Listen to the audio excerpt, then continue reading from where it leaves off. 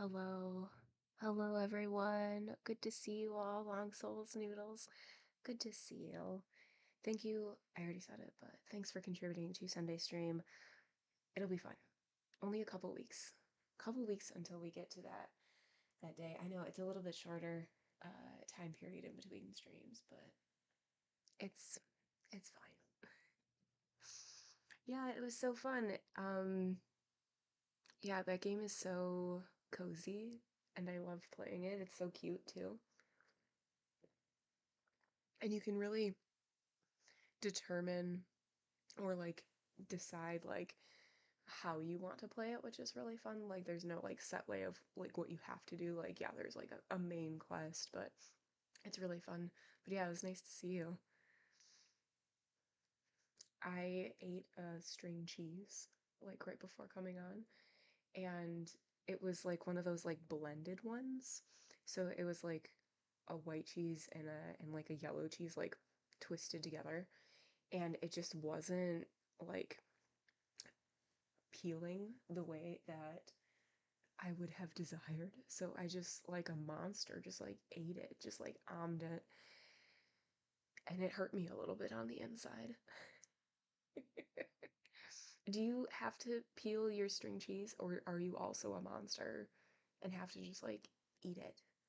Because I'm a peeler, unless I was unable to. It was struggling. I know, I was very upset that I had to do that.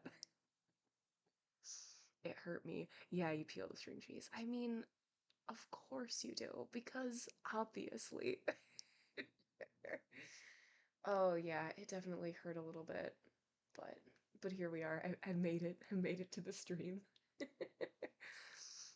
I also there's some Coca-Cola in this, and it's from a like 2 liter bottle, and we've had this 2 liter bottle for forever. Like I think we got it for like early January, late December, like that long, and I didn't know if it would still be good, but lo and behold, there's still bubbles.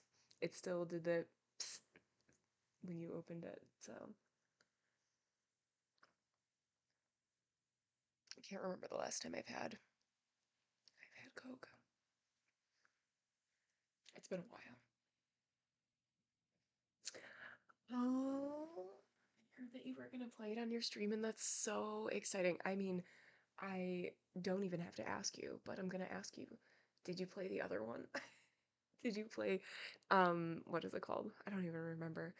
But the other new one, the one that just came out like 2 years ago, 3 years ago, something like that. I didn't play it, but I watched it and I need to play it. And I feel like this second or like continuation coming out is gonna make me do it. Fallen Order, yes. Oh, so good. Yeah, I have to play it. I have to play it. I watched like a full like playthrough. And I just need to play it. It just looks so good. And I love that it is also like canon, like part of the whole story, and like this is, legit, if you know what I mean. Yeah. Okay. Yeah, I agree with you. Yes. Like it's not about it's enjoyment. Like game developers just want you to play it, you know?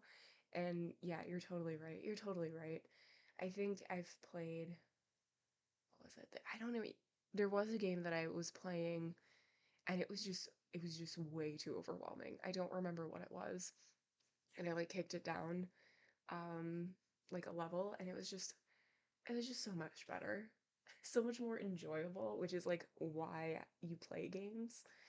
Like, I don't know, to enjoy. What a wild concept.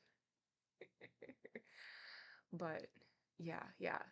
And yeah, just like hearing that also is like super validating too. Sure, yeah, like Dark Souls. Yeah, yeah, like the challenging. Mm-hmm. Yeah. Mm-hmm. Yeah, I also don't want to feel like I'm grinding my face into a brick wall. Well put, well put. But you're totally right. Yeah, there are some games where it's like you enjoy the challenge because it makes the reward like that much more exciting. Like all of the Souls games, like Miyazaki's, all of his games are like very um hard, but they do have like really fun payoff. Yeah. And like Elden Ring is like more accessible almost because like you can jump. You can like skip bosses and come back to them and things like that. Like nothing is like super like blocked or anything like that. Mercilessly fair. That's a great way of putting it. Hey Wadsworth, good to see you. Good to see you. Yeah, yeah, I'm playing this on easy and that's okay. Yeah. Mm. Let's destigmatize playing games on easy. There is, I'm terrible with names, but my partner is playing Final Fantasy, the rhythm game, and it looks like so much fun, and he's playing on like an easier level, and like he's doing really good. Like all of the chains like that he's getting are like amazing. He's getting like S pluses on all of them. So I asked him, I was like, why don't you just like make it harder? Like you're clearly like getting it. And he had like basically the same answer. Like he wants to enjoy it first, like play through the whole thing, and then go back and like make it more of a challenge. So yeah. Oh, thank you so much. I got it for $1 at the thrift store. I didn't even, it was like sitting right by the register and I needed it. I needed it. Thank you. See,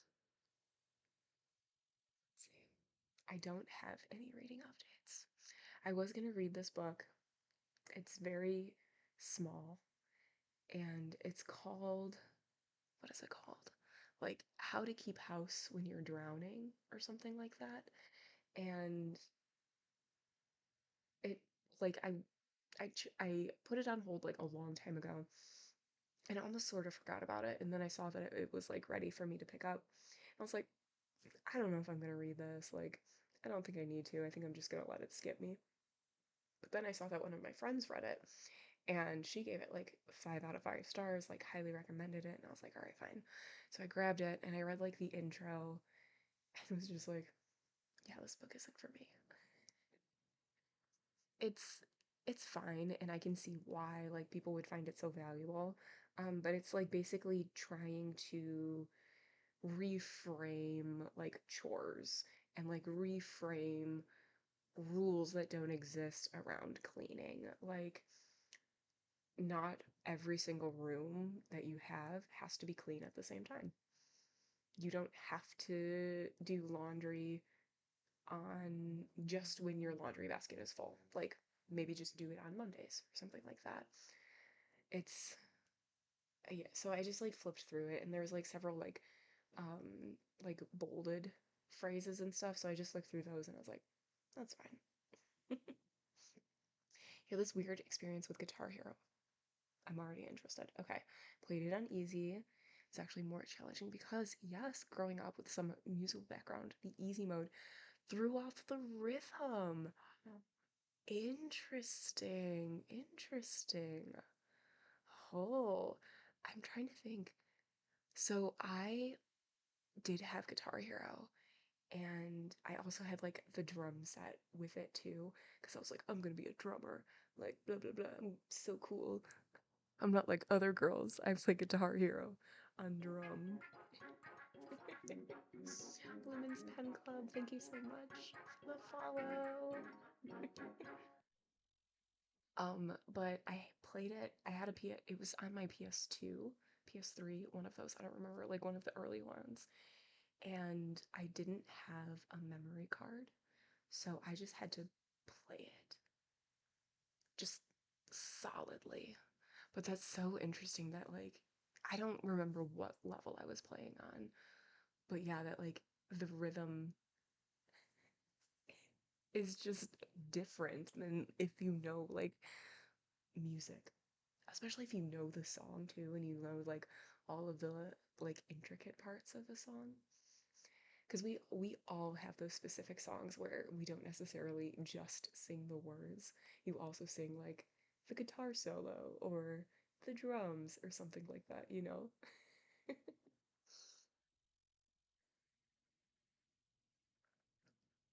Thanks for taking care of Lil Bean. You would think that he never gets treats the way he acts. All right. But yeah, I think that's the only reading update I have. I went back to reading the fifth season. I put it down for a while just because I had so many library books and like I own the fifth season. So I put it down for a while, but I picked it back up and picking it back up on page 70, but I didn't want to start back from the beginning. So like as I'm reading, like things are coming back and I'm sort of remembering what's happening, but it's really good. I'm really enjoying it. It is a fantasy book. It's written by N.K. Jemisin. It's the first in a trilogy, and I think they're all out too. And yeah, like every other chapter, you have one character and it is told in second person. So it's like, you did this, your son, blah, blah, blah, like that sort of thing. And then the other chapters, it's varying the characters that we're following. But it's pretty interesting. There is like a sort of magic system, but not really magic, just more like ability type of a deal. But from what I've read so far, it's good. And trying to piece together to be like, oh yeah, that's what that person is doing, or oh yeah, that's what that word is. And there is like an index or like a glossary at the back of the book, and I didn't know that. I'm glad that I found it so early. Like I'm not even like a quarter of the way through, and I'm glad I found it early because usually I don't see those until the very end, and it's like, okay, well, all of this information would have been useful so much earlier when I was actually reading it. Got hard into Guitar Hero and Rock Band. Yes, and Rock Band. Yes. Oh, that was so good. Such a fun time. Really was. Okay. Today, we're continuing on with Don Quixote. We are on chapter 42. We're on page 367. This is this is where we are. We have, I think maybe, oh man, I shouldn't have started saying that sentence. I was gonna say how many pages we have until the second part. Oh, here we go. Okay, so we're on 367 and part 2 starts on page 4. Oh my gosh, why is there no page numbers? 4 451. We're almost there. We are almost there. It's very exciting. um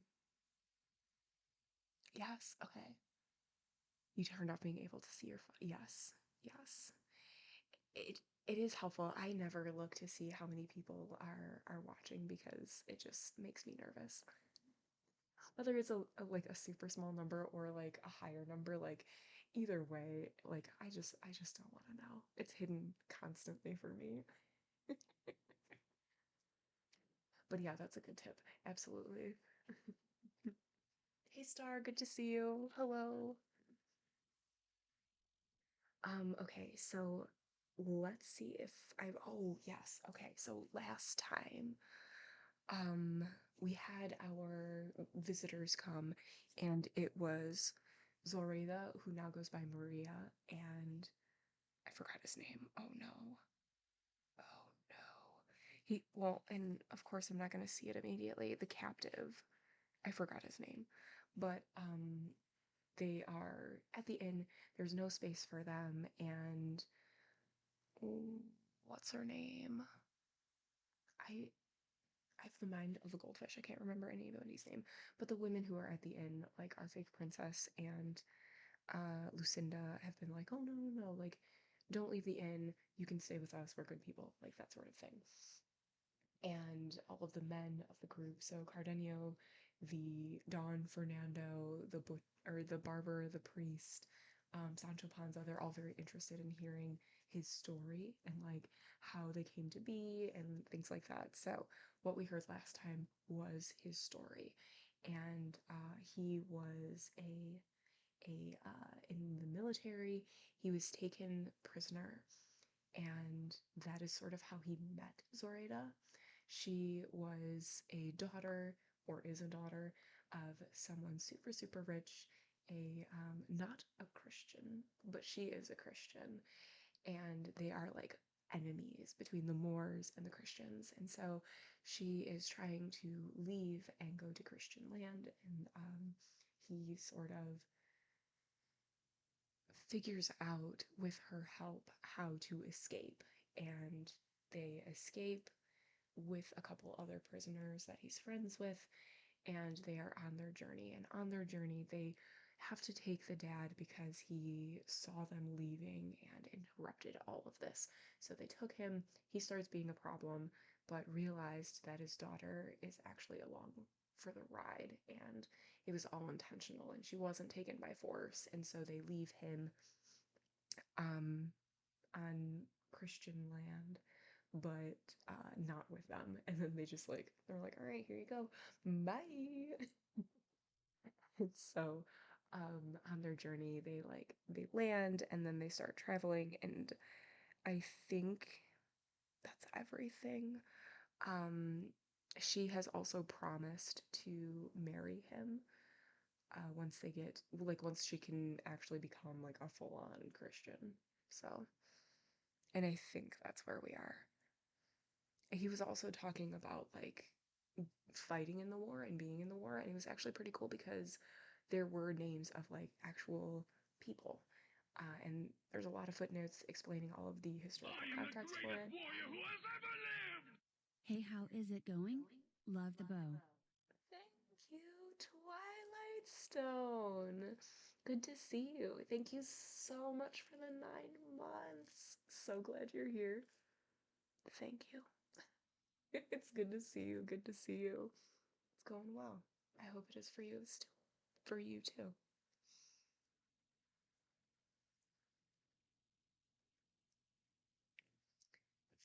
So, yes, he was talking about like being in the war, and he name dropped a bunch of real people, which was really cool, including Miguel Cervantes, which is awesome. And you got like a little bit of insight of what Miguel was like when he was a prisoner. He didn't make it easy for the captors, which love to hear it. It's going all right. Good, good. You're just in time. All right. So with that, I think that's everything. Of course, if we come across other stuff that uh, Cervantes doesn't explain, that we've already sort of known about or have been privy to, I'll stop and be like, oh yeah, and this happened. Let's do it. All right, chapter 42, which recounts further events at the inn as well as many other things worth knowing. What a great title to a chapter. Thank you so much for contributing to Sunday's stream. Then the captive fell silent, and Don Fernando said, "Certainly, Señor Captain, the manner in which you have recounted this remarkable tale has been equal to the unusual and marvelous events themselves. The story is rare and strange, full of extraordinary incidents that astonish the listener. We have so liked hearing it that we would enjoy listening to it all over again, even it took until tomorrow morning." Ah, Wadsworth, thank you so much. After he had said this, Cardenio and the others offered to do everything in their power to serve the captain, using words so sincere and language so affectionate that he was certain of their goodwill, in particular that of Don Fernando, who offered, if he wished to go with him, to have his brother, the Marquis, act as godfather at Zoraida's baptism, while he would provide everything needed so that the captive could return to his own land with the dignity and comfort his person deserved. The captive thanked him very courteously, but did not wish to accept any of his generous offers. That's right, Don Fernando's brother, the captive, knows him from the fighting times, so that was kind of cool. Seems like everybody knows everybody. Night was falling by this time, and when it grew dark, a carriage arrived at the inn accompanied by some men on horseback. They asked for accommodations, and the innkeeper's wife replied that they did not have an empty place in the whole inn. "Well, even so," said one of the men on horseback, "you cannot turn away his honor, the judge, who is approaching now." When she heard this title, the innkeeper's wife became perturbed and said, "Signor, the fact is I have no free beds. If his honor the judge has brought his own, as he probably has, then he is welcome, and my husband and I will give our room in order to accommodate his grace." "That will be acceptable," said the squire. By this time a man had descended from the carriage, and his clothing immediately indicated his office and position, for the long robe with shirred sleeves edged in lace showed that he was a judge, as his servant had said. He held the hand of a maiden, approximately 16 years old, who wore a traveling costume, and was so elegant, beautiful, and charming that everyone marveled at the sight of her, and if they had not already seen Dorothea and Lucinda and Zoraida at the inn, they would have thought that beauty comparable to hers would be difficult to find. Don Quixote watched as the judge and the maiden came inside, and when he saw them, he said, "Surely your grace may enter this castle and rest here, for although it is crowded and uncomfortable, there is no place in the world so crowded or uncomfortable that it does not have room for arms and letters, especially if arms and letters are led and guided by comeliness, as the letters of your grace are led by this beauteous damsel, before whom castles must not only open their gates and reveal themselves, but great rocks must split in two, and mountains divide and fall in order to give her shelter. I say that your grace should enter this paradise, for here you will find stars and suns to accompany the heaven your grace brings with you. Here you will find arms at their most magnificent and beauty in the extreme." The judge, astounded at Don Quixote's words, looked at him very carefully, and was no less astounded by his appearance, and not finding words with which to respond, he was astounded all over again when he saw Lucinda, Dorothea, and Zoraida, for when the innkeeper's wife told them there were new guests, and had described the maiden's beauty, they came out to see and welcome her. Don Fernando, Cardenio, and the priest gave the judge a courteous and more straightforward greeting. His honor, in fact, was somewhat bewildered by what he had seen and heard, but the enchanting women of the inn made the beautiful maiden welcome. The judge saw clearly that all the people there were gentlefolk, but the figure, face, and bearing of Don Quixote left him perplexed. After the exchange of courteous greetings, and a careful consideration of the accommodations offered by the inn, matters were arranged as they had been earlier. All the women would sleep in the previously mentioned garret, and the men would stay outside as a kind of guard. The judge was content to have the maiden, who was his daughter, go with the ladies, which she did very willingly. With part of the innkeeper's narrow bed, and half of one the judge had brought with him, they settled in that night more comfortably than they had expected.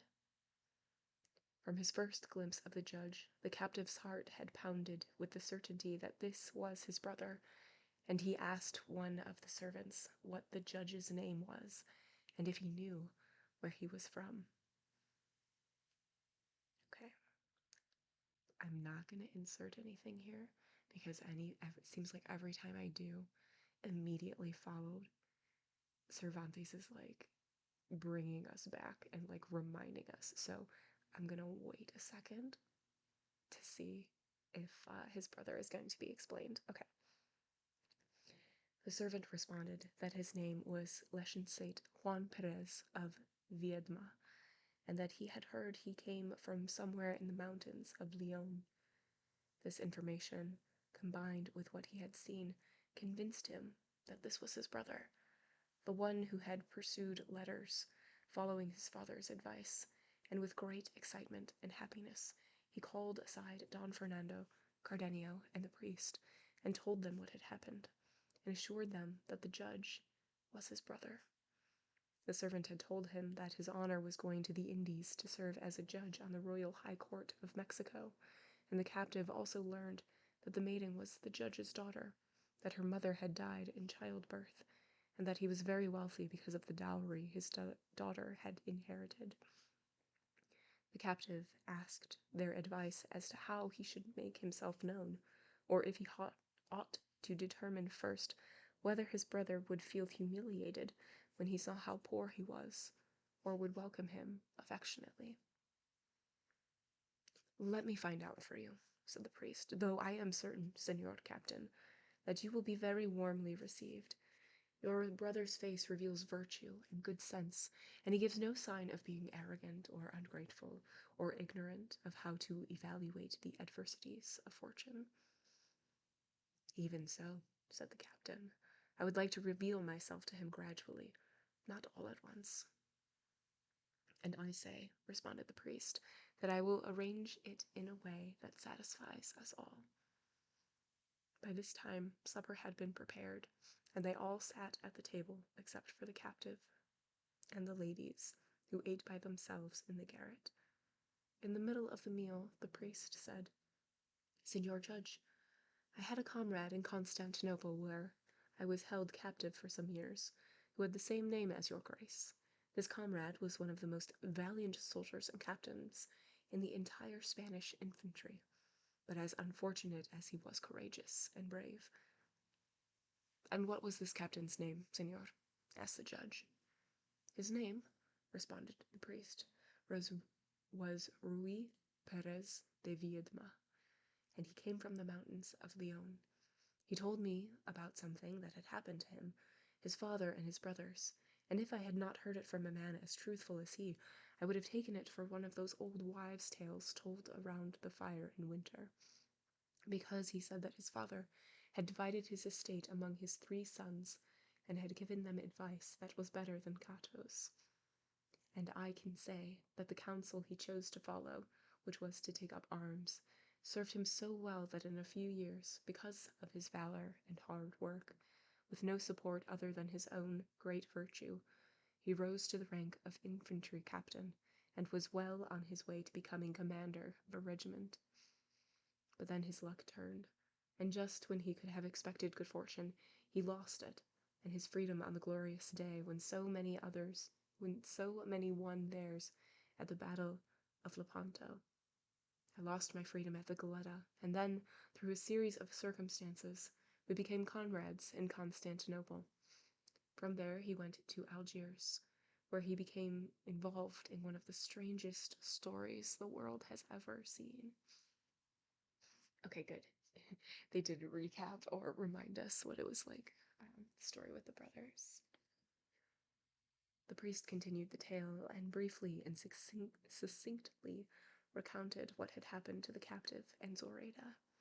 The judge listened more attentively than he had ever listened to evidence in a case.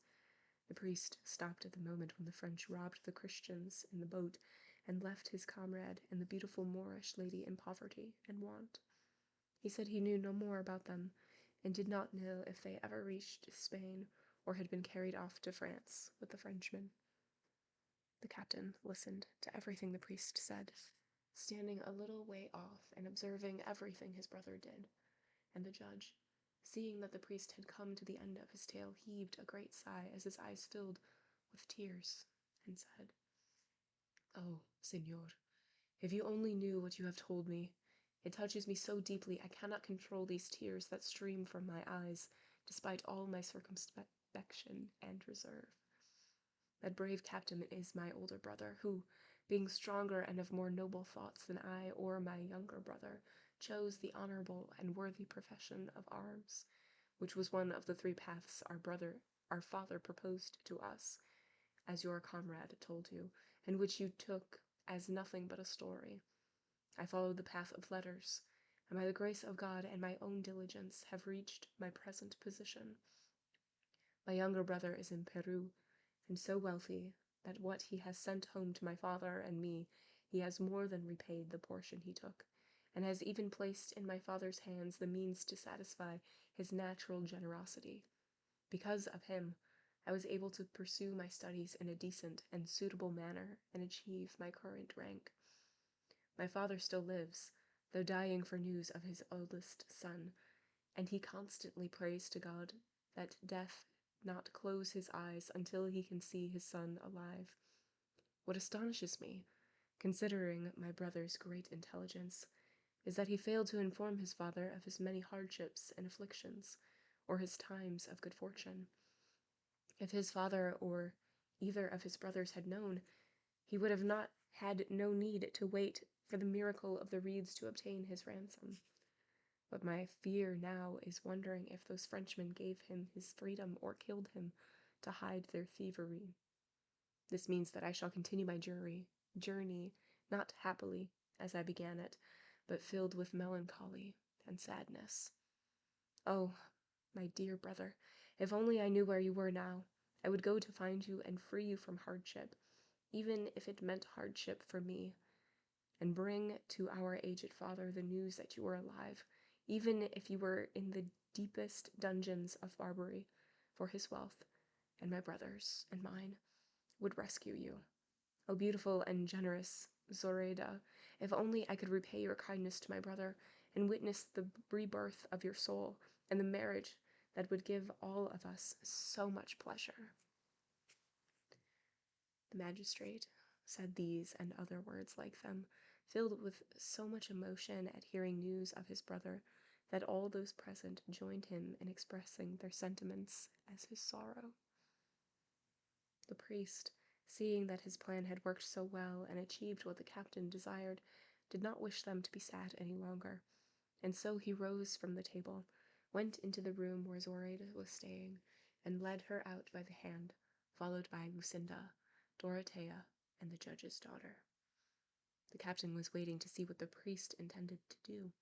He took the captain by the hand as well, and leading both of them, the priest walked to the table where the judge and the other gentlemen were sitting, and said, "Señor Judge, let your tears cease, and your dearest wish will be crowned with all your desire, for here in front of you are your good brother and sister-in-law.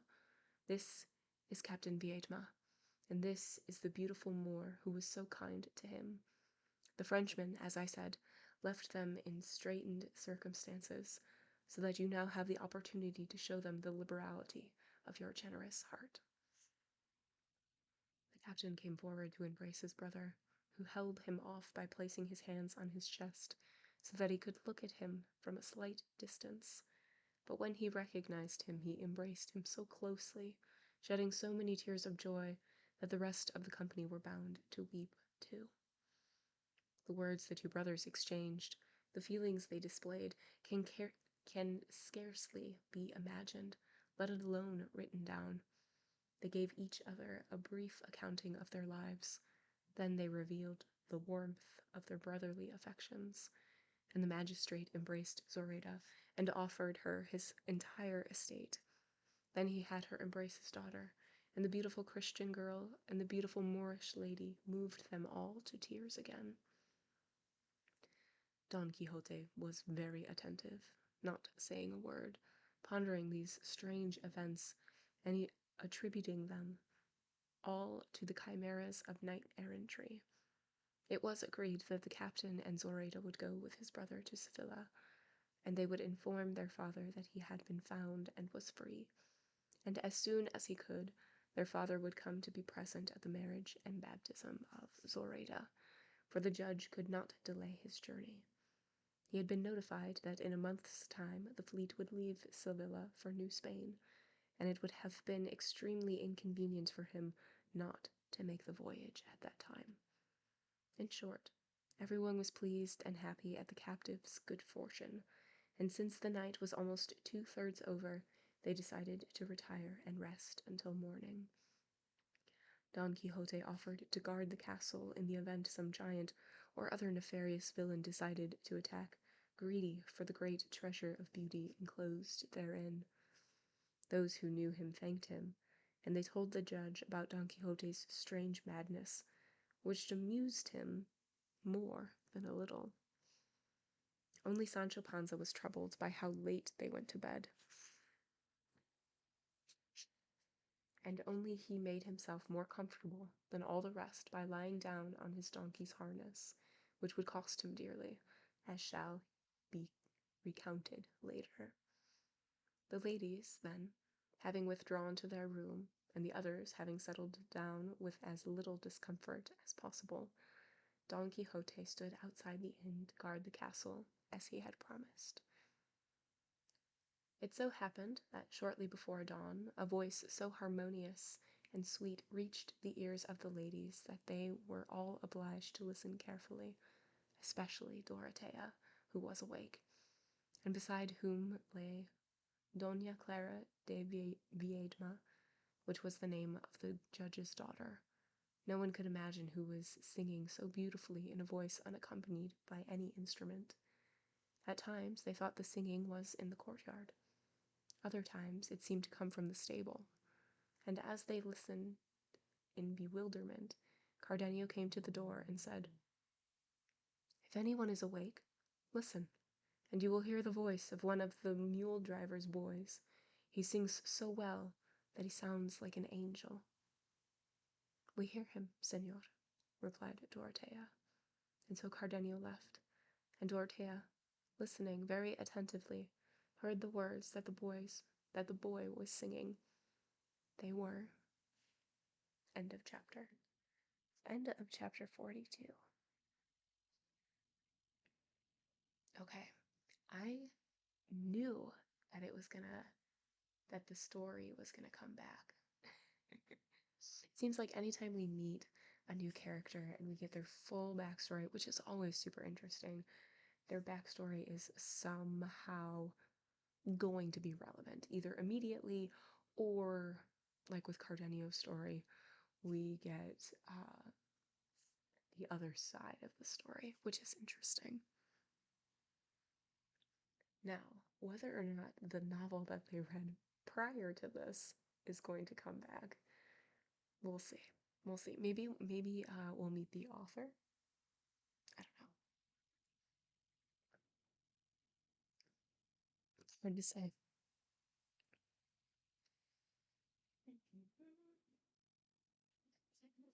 Give me 1 second. I need to adjust something. Oof. Cords everywhere over here.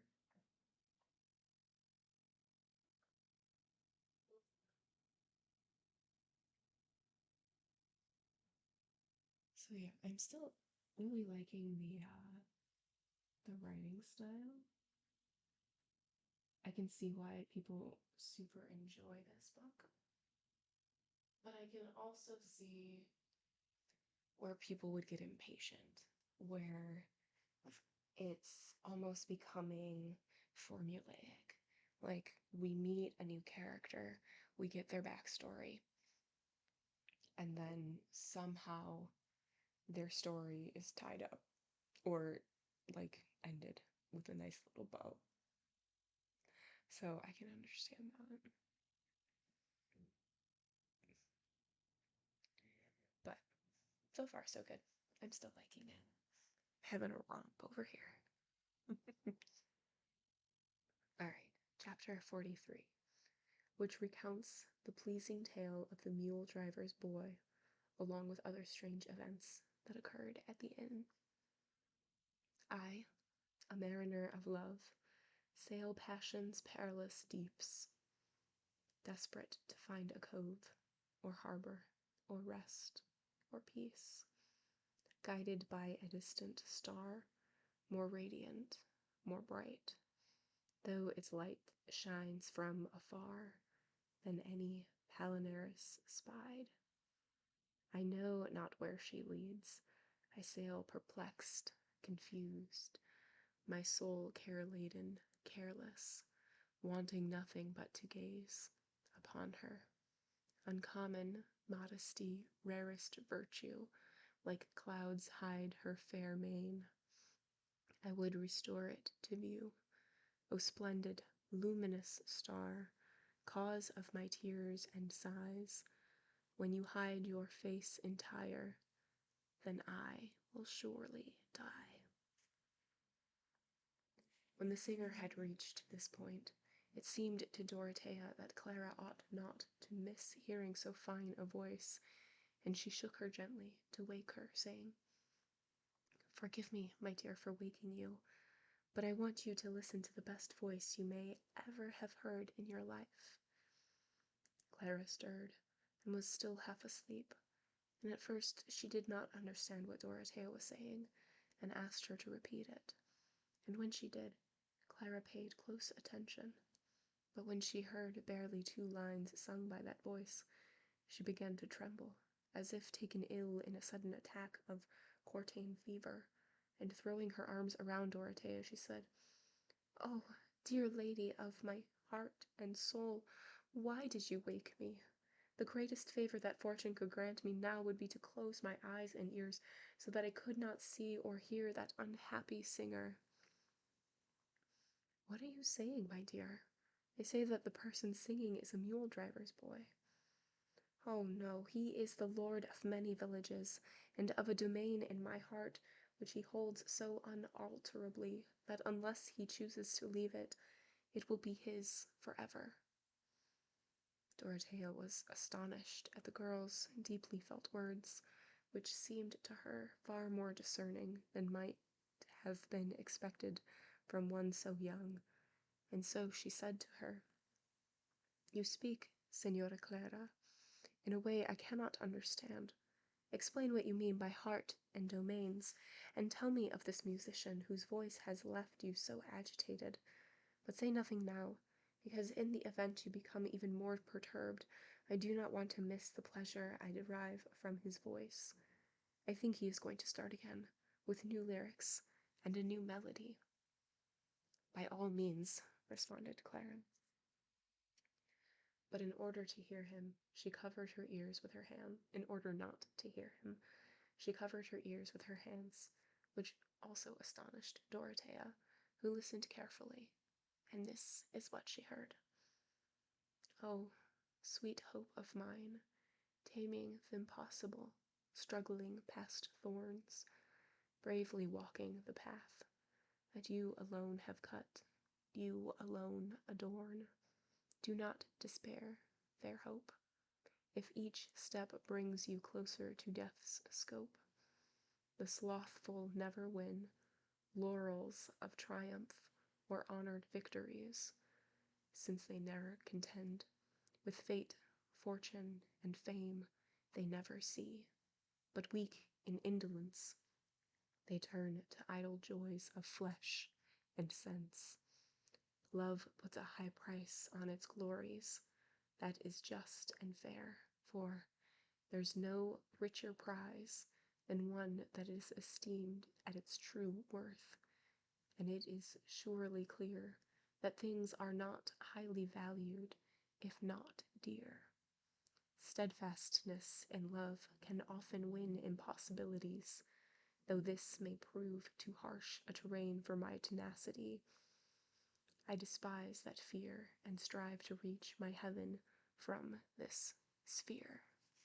And there is a note after sphere, and it says, "Martin de Ricoeur indicates that this lyric and other poems inserted in the text was composed by Cervantes years before he wrote Don Quixote, and set to music in 1591 by Salvador Luis, a singer in the chapel choir of Philip II.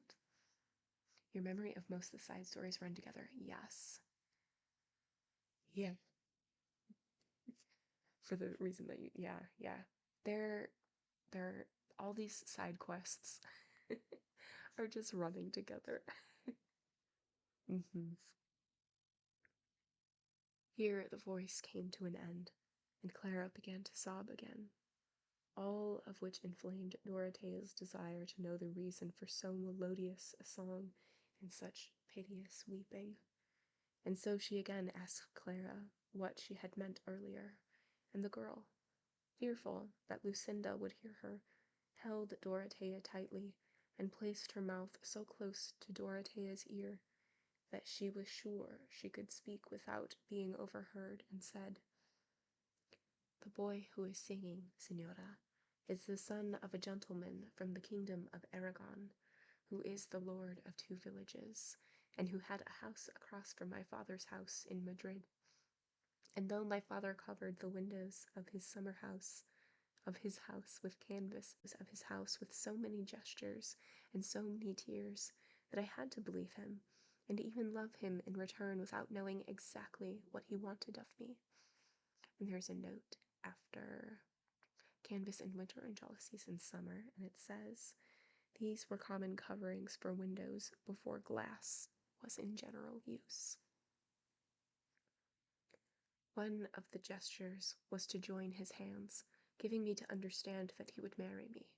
That would have made me very happy, but as I was alone and motherless and had no one to talk to, I did nothing and did not favor him.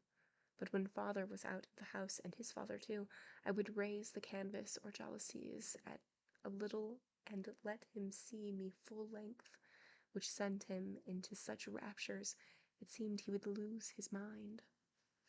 Then the time came for my father to leave Madrid, and the boy learned about it, but not from me, because I never had the chance to tell him.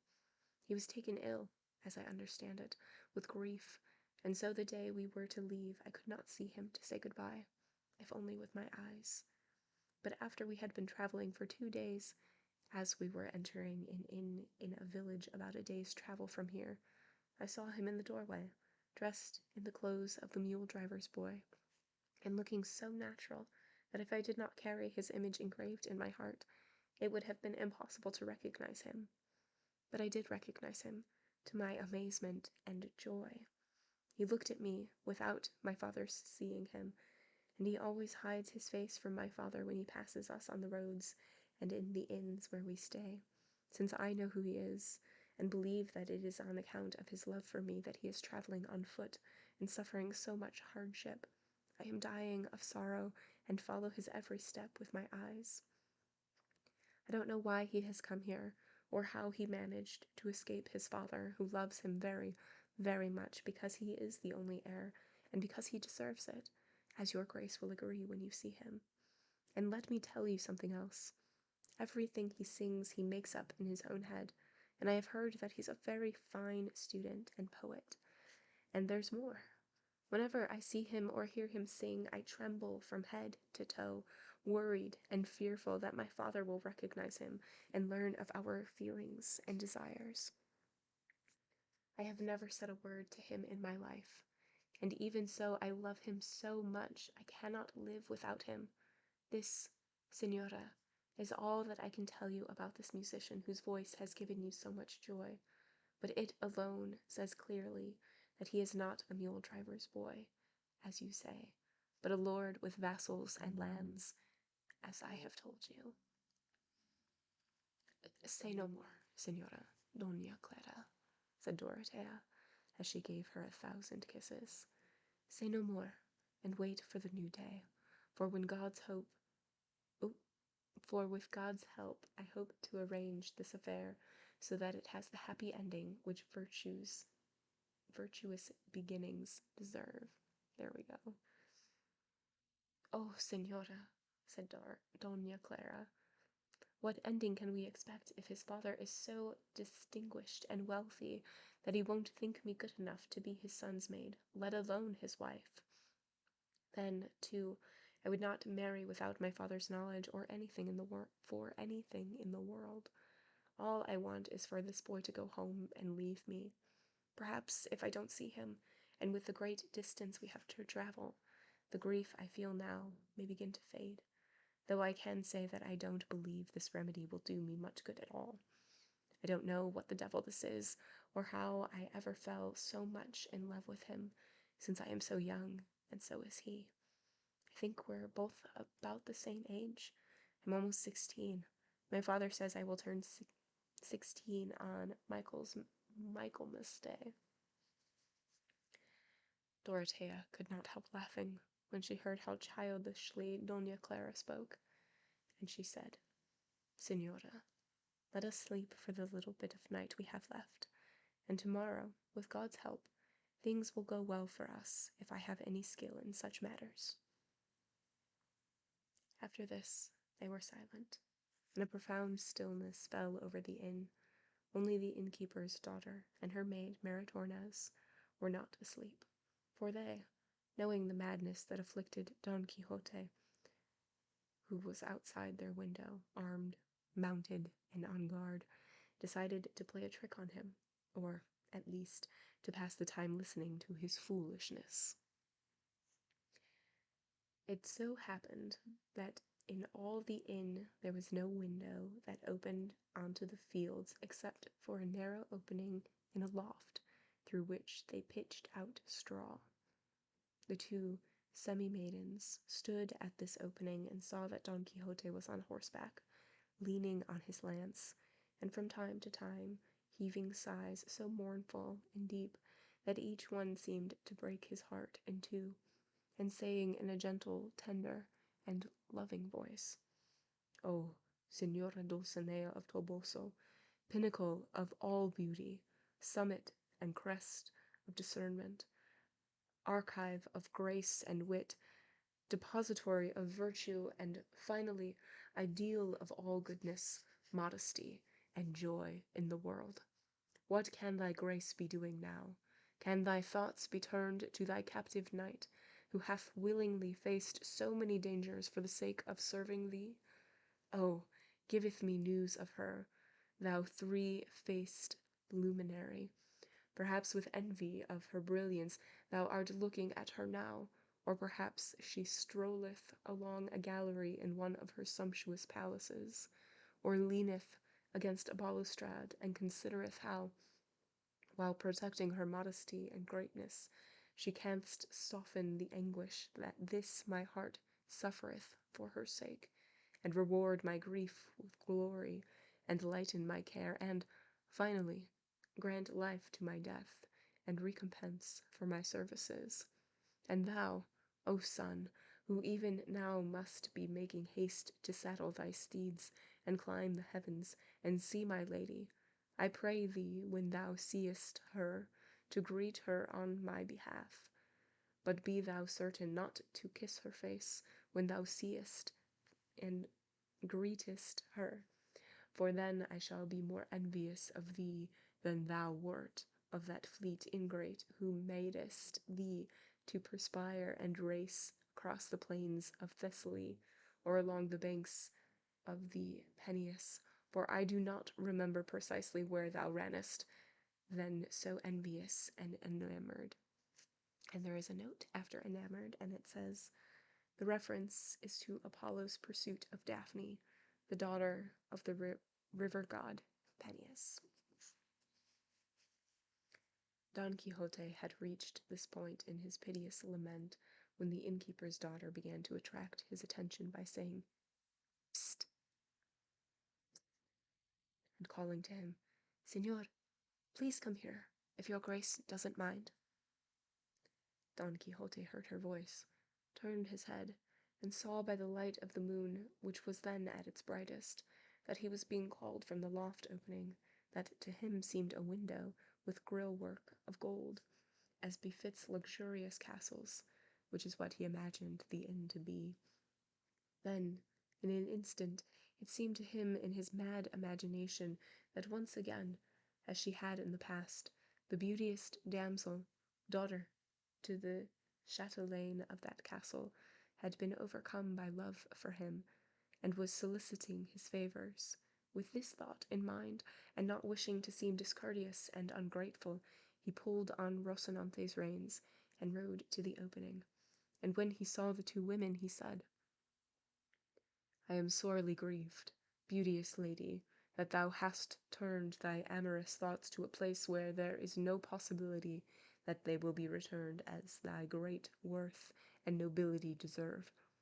For this thou shouldest not blame a wretched knight-errant whom love preventeth from giving his heart to any, but the one who, when his eyes first saweth her, became the absolute mistress of his soul. Forgive me, good lady, and withdraw to thy chamber, and revealest thou no more of thy desires to me, so that I may not appear even more ungrateful, if, in the love thou hast for me, thou findest aught else in me that is not love itself, but can make thee content, asketh it of me. For I swear to thee by that sweet and absent enemy of mine, that I shall grant it without delay, e'en if thou asketh a lock of the hair of Medusa, which is naught but vipers of the rays of sun enclosed in a vial. Reading how he talks is a challenge sometimes. My senora has no need of anything like that, Senor Knight, said Maritornes. What then, O discreet dueña, doth thy senora need? Responded Don Quixote.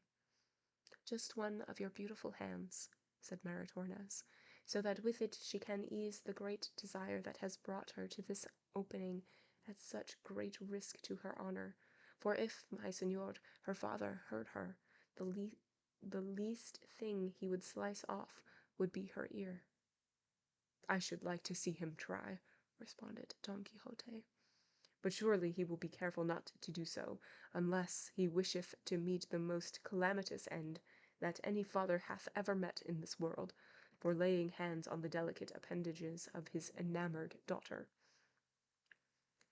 Maritornes, certain that Don Quixote would surely give her the hand she had requested, had decided on what to do, and she climbed down from the opening, went to the stable, took the halter of Sancho Panza's donkey, and hurried back to the opening just as Don Quixote was standing on Rocinante's saddle, in order to reach the barred window where he imagined the heartbroken damsel to be.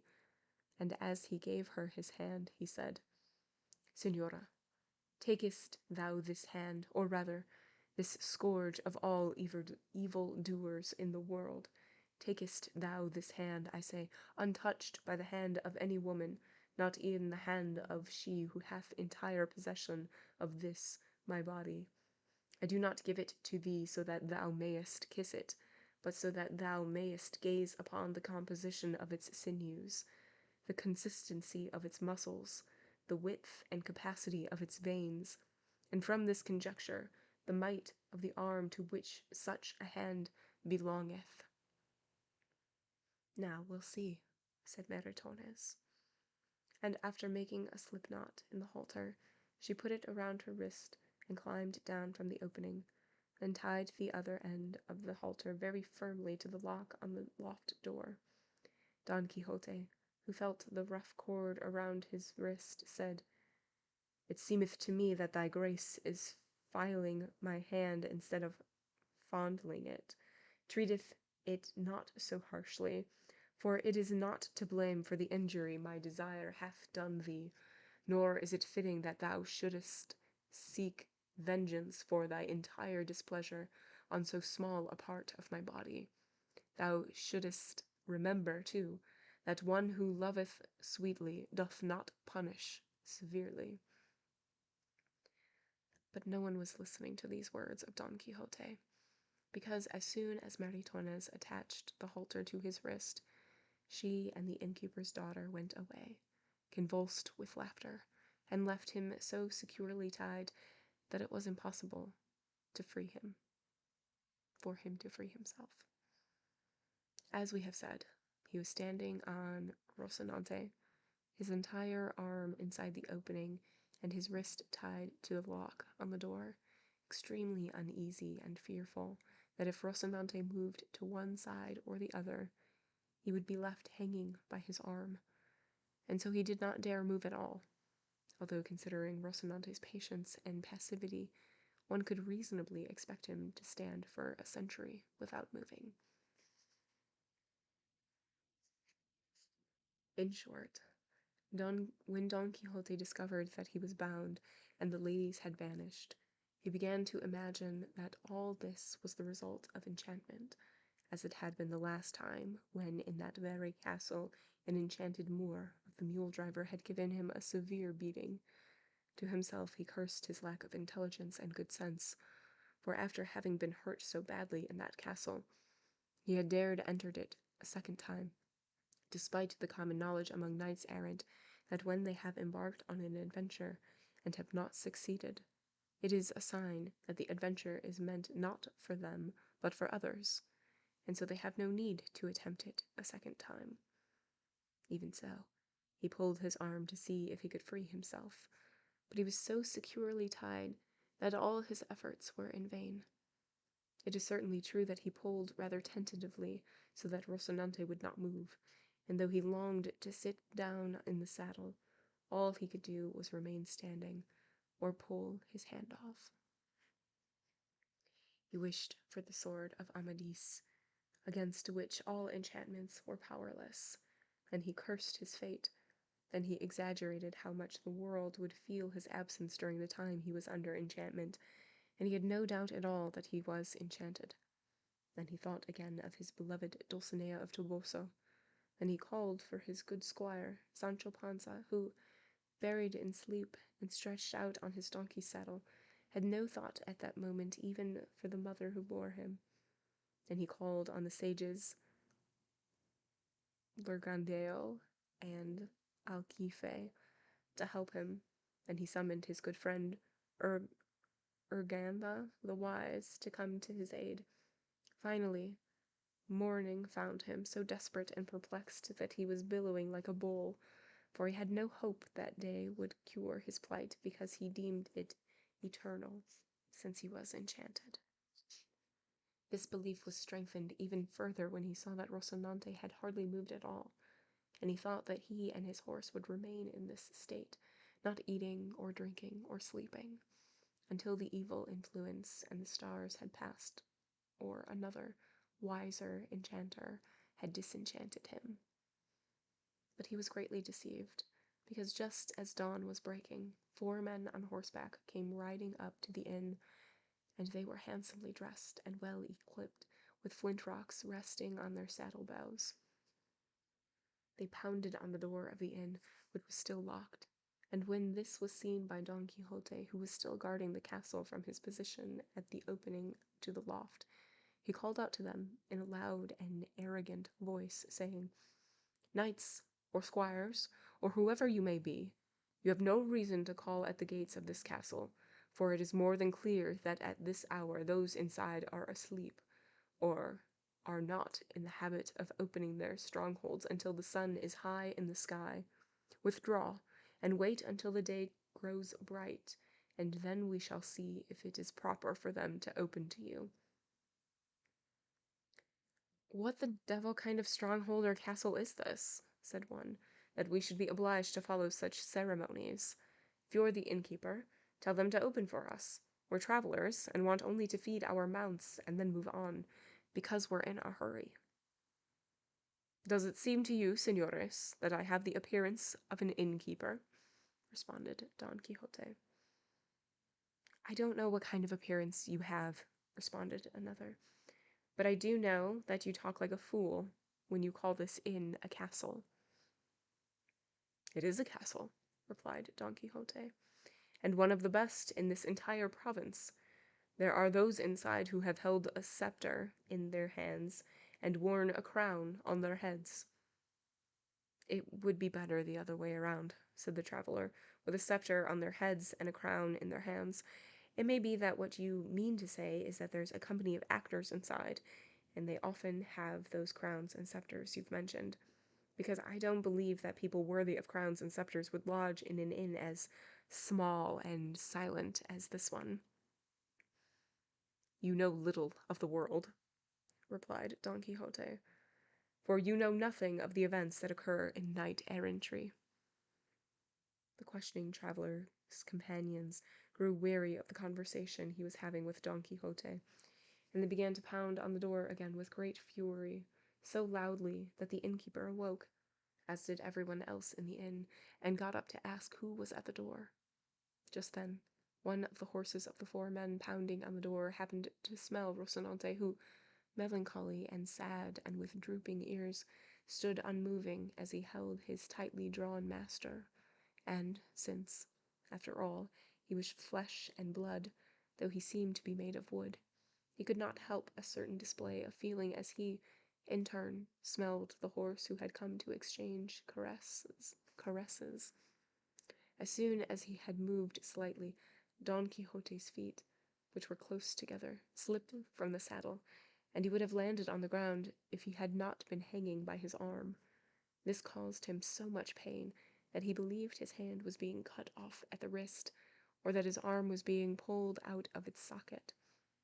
He was left dangling so close to the ground that the tips of his toes brushed the earth, and this made matters even worse. Because since he could feel how close he was to planting his feet firmly on the ground, he struggled all he could to stretch even further and touch down, just as those subjects to the torture of the strappado, whose feet almost touch the ground, increase their own torment by attempting to extend themselves to the fullest, deceived in the hope that with just a little more stretching, they will reach the ground. End of chapter 43. All right, so Mary Tornes decides to play a little trick on Don Quixote. And so it ends up her tying a slip knot around his wrist, and he can't move. So he's already standing on Rocinante so that he could get up to where he thought she was, like the window. And so now he can't move, otherwise he's probably gonna lose his hand from lack of circulation. So he's standing on Rocinante the whole night, and if Rocinante moves, it's not gonna be great for Don Quixote. And we get some travelers. Oh, and the boy, that's right. So one of the mule driver boys has a beautiful, beautiful voice, and he's singing, and Dorothea wakes up and is like, this is the most beautiful thing I've ever heard. I need to tell other people. And so she wakes up Clara, and Clara is like, oh, don't get me started. It makes me so, so sad to hear him because I love him and he loves me, but we can't be together. And there's travelers who come very, very early in the morning, and Don Quixote sees them because he's outside and he can't move, and he's like, excuse me, you should leave and come back. Like, clearly nobody's gonna answer the door, everybody's asleep. And the travelers sort of ignore him and make fun of him slightly by calling the inn a castle, and so they continue banging on the door. And the travelers, is it also a horse? Yes. Traveler's horse, like, smells Rocinante and is like, a possible mate, and, like, goes over to Rocinante, and Rocinante notices the other horse and moves, and so Don Quixote slips and is now just dangling by his wrist from the window above. The situations that Don Quixote gets himself into is just so wild and so silly, and at this point it's like, yeah, of course that's what happened to him. Of course he's dangling from his wrist and can't get down and doesn't have anything to cut himself down. Obviously, I expect nothing less at this point.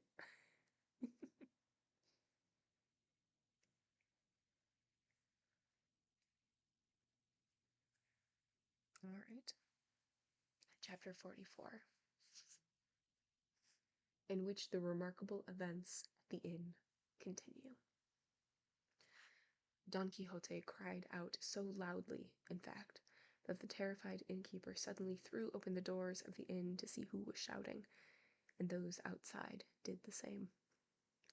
Maritornes, who had been awakened by those same shouts, guessed what they might be and went to the loft, and without anyone seeing her, she untied the halter that held up Don Quixote. He immediately fell to the ground in full view of the innkeeper and the travelers, who went up to him and asked what was wrong and why he was shouting.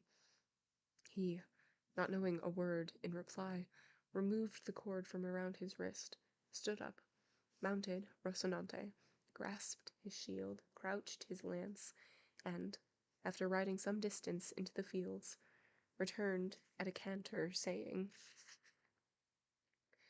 "Should any saith that I have been rightfully enchanted, and if Señora Princess Micomicona giveth me leave, I shall prove the lie, and challenge and charge him in single combat."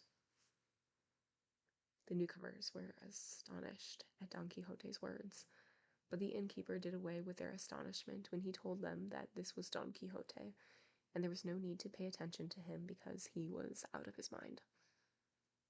They asked the innkeeper if a youth of about 15, dressed as a mule driver's boy, had come to the inn, and they described his features, which were the same as those of Doña Clara's lover. The innkeeper responded that with so many people in the inn, he had not noticed the boy about whom they were asking. But when one of them saw the carriage in which the judge had arrived, he said, "He must be here, no doubt about it, because this is the carriage we were told he was following. One of us should stay at the door while the others go in and look for him, and it might be a good idea if one of us rode around the inn so he doesn't get away over the corral walls." "That's what we'll do," responded one of the travelers.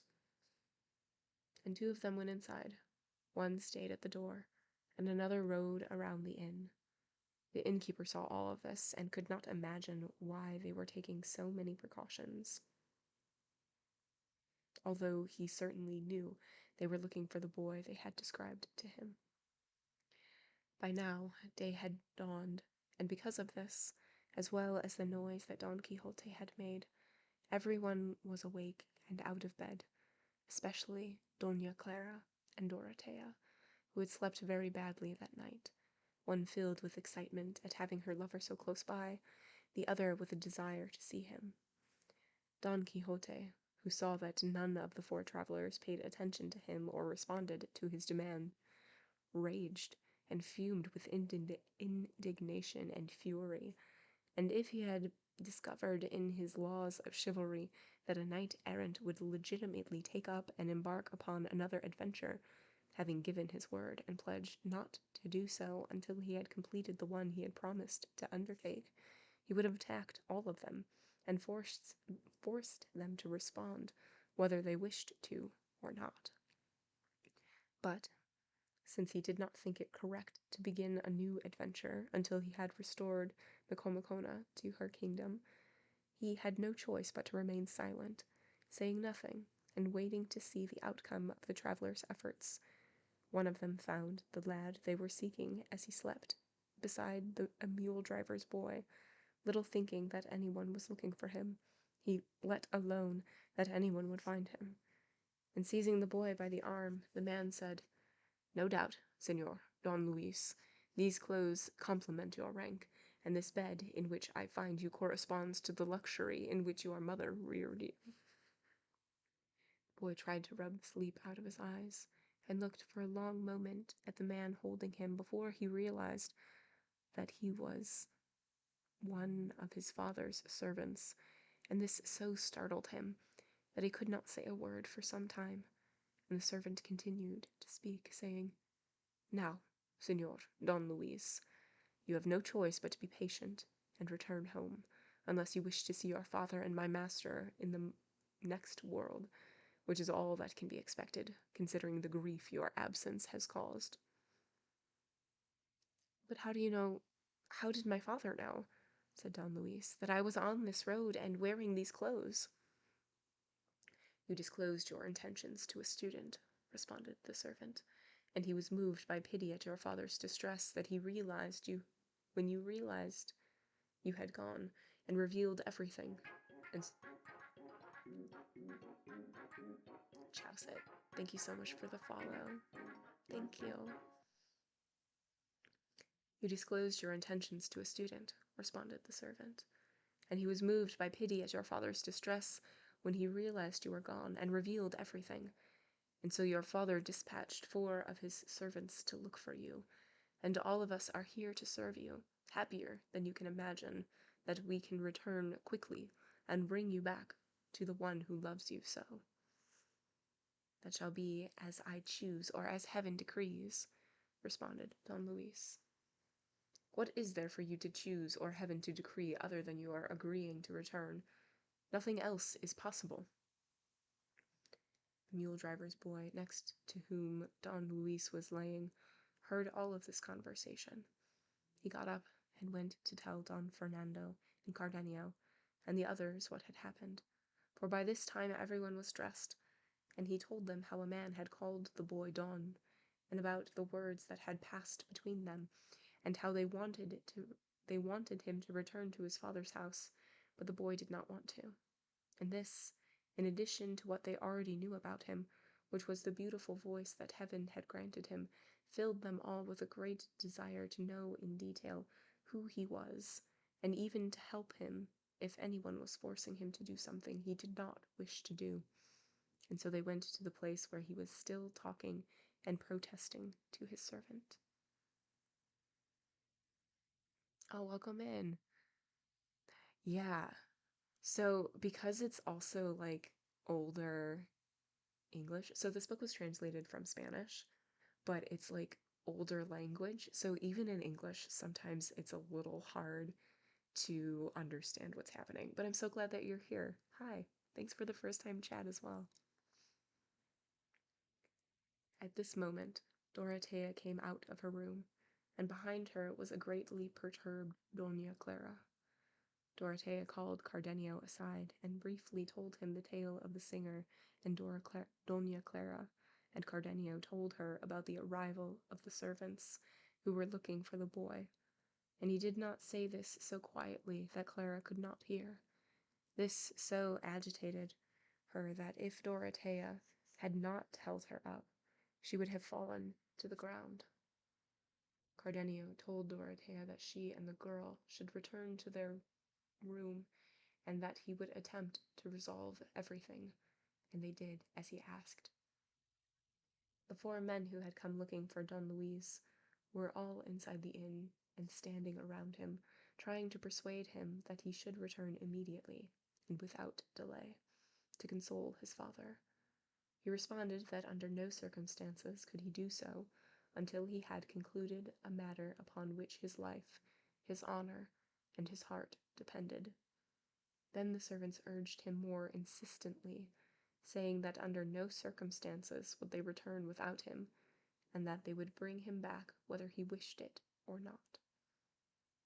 "That you will not do," replied Don Luis, "unless you bring me back dead, but no matter how you take me, I shall be without life." By this time everyone in the inn had come to listen to the dispute, especially Cardenio, Don Fernando, his companions, the judge, the priest, the barber, and Don Quixote, who thought it was no longer necessary to guard the castle. Cardenio, since he already knew the boy's story, asked those who wanted to take him what reason they had to take him against his will. "What moves us," responded one of the 4 servants, "is the desire to return life to his father, who is in danger of losing it because of this gentleman's absence." At this, Don Luis said, "There's no reason to tell everyone here my business. I am a free man, and I shall return if I wish to, and if I do not, none of you can force me to." "Reason will force, your grace," the man responded, "and if that's not enough, we'll do what we came here to do, and what we are obliged to do." "Let us hear what is at the bottom of this," said the judge. But the servant, who recognized him as his master's neighbor, responded, "Señor Judge, doesn't your grace know this gentleman? He's your neighbor's son, and as your grace can see, he has left his father's house dressed in a manner inappropriate of his station." Then the judge looked at him more closely and recognized him, and embraced him, saying, "What foolishness is this, Señor Don Luis? What reason is so powerful that it has moved you to appear in this manner and in this dress, so unbefitting your rank and station?"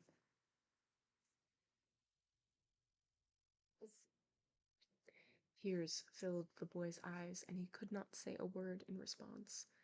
The judge told the 4 men that they could rest assured that everything would be settled, and taking Don Luis by the hand, He drew him aside and asked his reasons for coming to the inn. As he was asking him this and other questions, there was an outburst of deafening shouts at the door of the inn, and the reason was that 2 guests who had spent the night here, seeing that everyone was concerned with finding out what the 4 men were seeking, had attempted to leave without paying what they owed.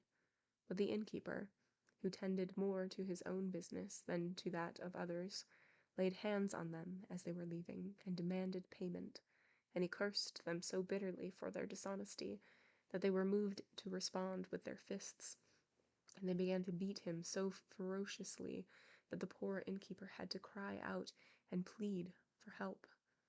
The innkeeper's wife and daughter saw that the only one not too busy to help was Don Quixote, and the daughter said, "Señor Knight, with the strength God gave your grace, help my poor father, for 2 wicked men are thrashing him like wheat." To which Don Quixote responded, very slowly and with great calm, "Oh, beauteous damsel, the time is not right for thy plea, for I cannot embark upon any adventure until I have brought to a felicitous conclusion one to which I am pledged. But what I can do to serve thee I shall tell thee now. Runnest thou to tell thy father to prolong his combat for as long as he can, and not allow himself to be defeated. And in the meantime I shall ask leave of the Princess Micomicona to succour him in his plight, if she giveth it to me. Thou mayest be certain that I shall save him." "Poor sinner that I am," said Maritornes, who was standing nearby. "By the time your grace gets that leave, my master will be in the next world." "Señora, allowest me only to obtain this leave," responded Don Quixote, "and when I have it, it will not matter at all if he is in the next world, for I shall take him out there even if that entire world oppose me. At the very least, for thy sake, I shall take such revenge on those who sent him there that thou hast be more than a little satisfied." And without saying another word, he went to kneel before Dorothea, imploring with knightly and errantly words that her highness be so kind as to give him leave to succour and minister to the castellan of that castle, who had come to a most grievous pass. The princess gave it willingly, and he immediately held up his shield and grasped his sword, and hurried to the door of the inn, where the guests were still beating the innkeeper. But as soon as he arrived he stopped, and stood perfectly still, although Maritornes and the innkeeper's wife asked why he was stopping, and told him to give their master and husband. "I have stopped," said Don Quixote, "because it is not licit for me to raise my sword against squirely folk. Summon my squire, Sancho, for this defence, and revenge rightly belong to him." This took place at the door of the inn, which the punches and blows were reaching their high point, to the detriment of the innkeeper and the fury of Maritornes, the innkeeper's wife, and her daughter, all of whom despaired when they saw not only Don Quixote's cowardice, but how badly things were going for their husband, master, and father. But let us leave the innkeeper here, for someone will help him, and if no one does, let the man who dares more than his strength allow suffer in silence, and we shall go back 50 paces and see how Don Luis responded to the magistrate, whom we had left standing off to one side, and asking Don Luis the reason he had arrived on foot, wearing such shabby clothes, and the boy, clasping the judge's hands tightly as a sign that a great sorrow troubled his heart, and shedding an abundance of tears, said, "Señor, all I can tell you is that from the moment heaven willed, which was facilitated by your being neighbors, that I see Señora Doña Clara, your daughter, and my lady, from that very moment I made her mistress of all my desires and wishes. If, in your wishes, you, who are my true lord and father, there is no objection, on this very day she will be my wife. For her sake I left my father's house, and for her sake I put on these clothes, in order to follow her wherever she might go, as the arrow follows its mark, or the sailor his star. She knows nothing of my desires except for what she has been able to deduce when, on occasion, and at a distance, she has seen the tears flow from my eyes. Signor, you already know of my parents' wealth and nobility, and also that I am their only heir. And if this seem reason enough for you to venture to make me entirely happy, then accept me as your son. And if my father, moved by his own plans, is not pleased by the great prize I have obtained, time can do more to change and alter things than human desires. When he had said this, the enamored youth fell silent, and the magistrate was perplexed, confused and bewildered both by the intelligence and discretion with which Don Luis had revealed his thoughts to him, and by suddenly finding himself in so unsettling and unexpected a situation. He replied only that Don Luis should remain calm for the moment and persuade his servants not to take him back that day, so that there would be time to consider what was best for everyone. Don Luis grasped his hands and kissed them, and even bathed them with tears, which could have softened a heart of marble, and not only the magistrate's. He was an intelligent man, and already knew how advantageous a marriage this would be for his daughter, although, if possible, he would have preferred it to take place on the approval of Don Luis's father, who, he knew, wanted his son's bride to have a title.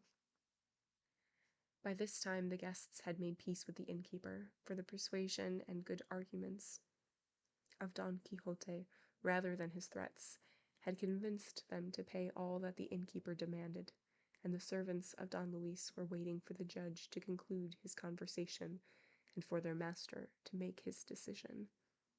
At that very moment, the devil, who never sleeps, willed the arrival at the inn of the barber from whom Don Quixote had taken the helmet of Membrino, and Sancho Panza, the donkey's gear, that he had exchanged for his own. This barber, leading his donkey to the stables, saw Sancho Panza adjusting something on his pack saddle, and as soon as he saw him he recognized him, and he attacked him, saying, "Ah, Don Thief, I have you now.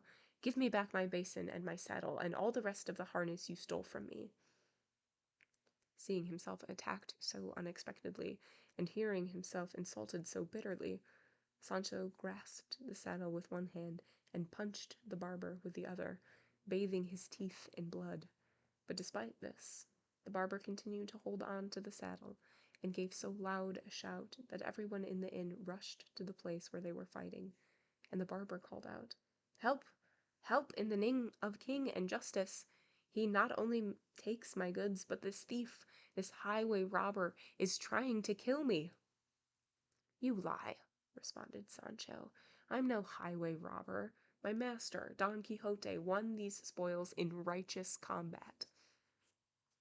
Don Quixote was present, very happy to see how well his squire could both defend himself and go on the offensive, and from that moment on he considered Sancho a brave and upright man, and he resolved in his heart to dub him a knight at the first opportunity, for it seemed to him that the order of chivalry would be put to good use in Sancho.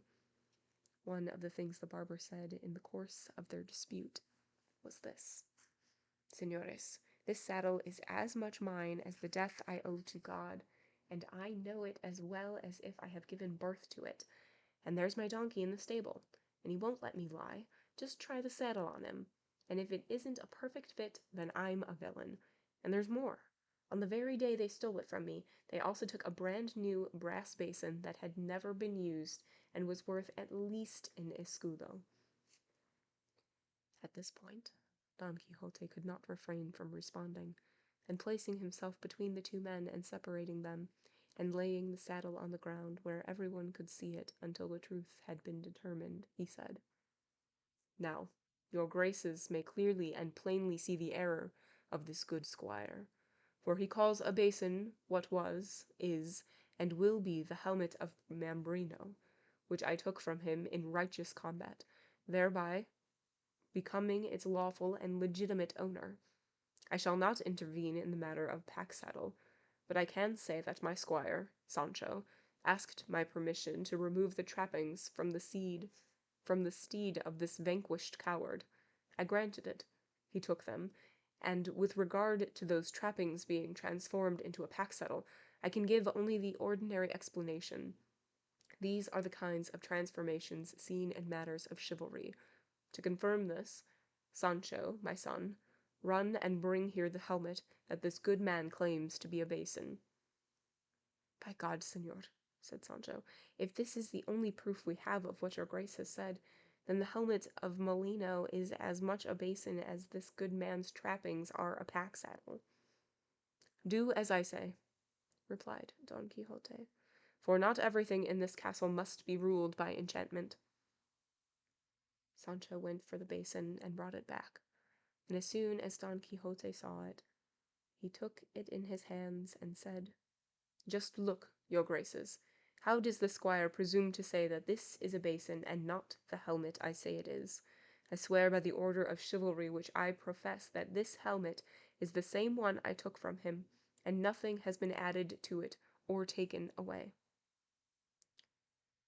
There is no doubt about that, said Sancho, because from the time my master won it until now, he fought only one battle wearing it, and that was when he freed the luckless men in chains. If it wasn't for this beselm, things wouldn't have gone too well for him because there was a lot of stone throwing in that fight.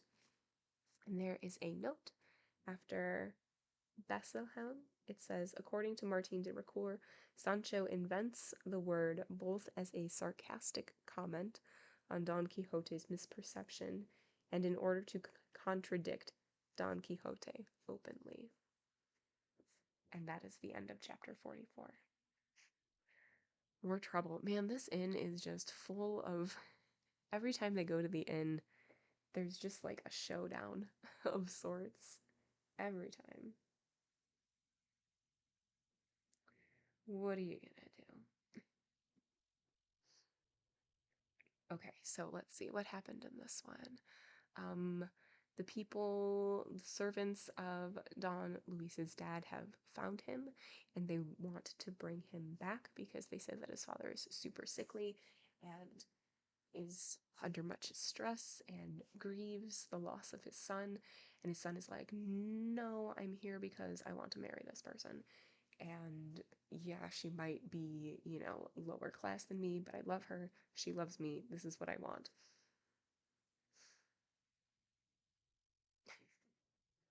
And then there's like so much going on. So we have that. We have a fist fight between the innkeeper and the squires that came in. Oh no. Who was it? I think it is. Because he is charging them and they're like, we're not going to pay anything. So then they start fighting. And Don Quixote sort of like walks away from that and was like, I can't hit a squire. Only a squire can hit a squire. So I'm going to go get my squire. So then he goes to Sancho Panza and the barber that they ran into, that they took the basin from, that Don Quixote is like, that's not a barber's basin. That is the golden helmet of Mambrino. And so he's been like wearing it as a helmet. So they run into the barber and the barber's like, you guys stole all of my things. Give them back. And they're like, well, we didn't steal them. We won them fair and square. No takesies backsies. And that's where we are right now.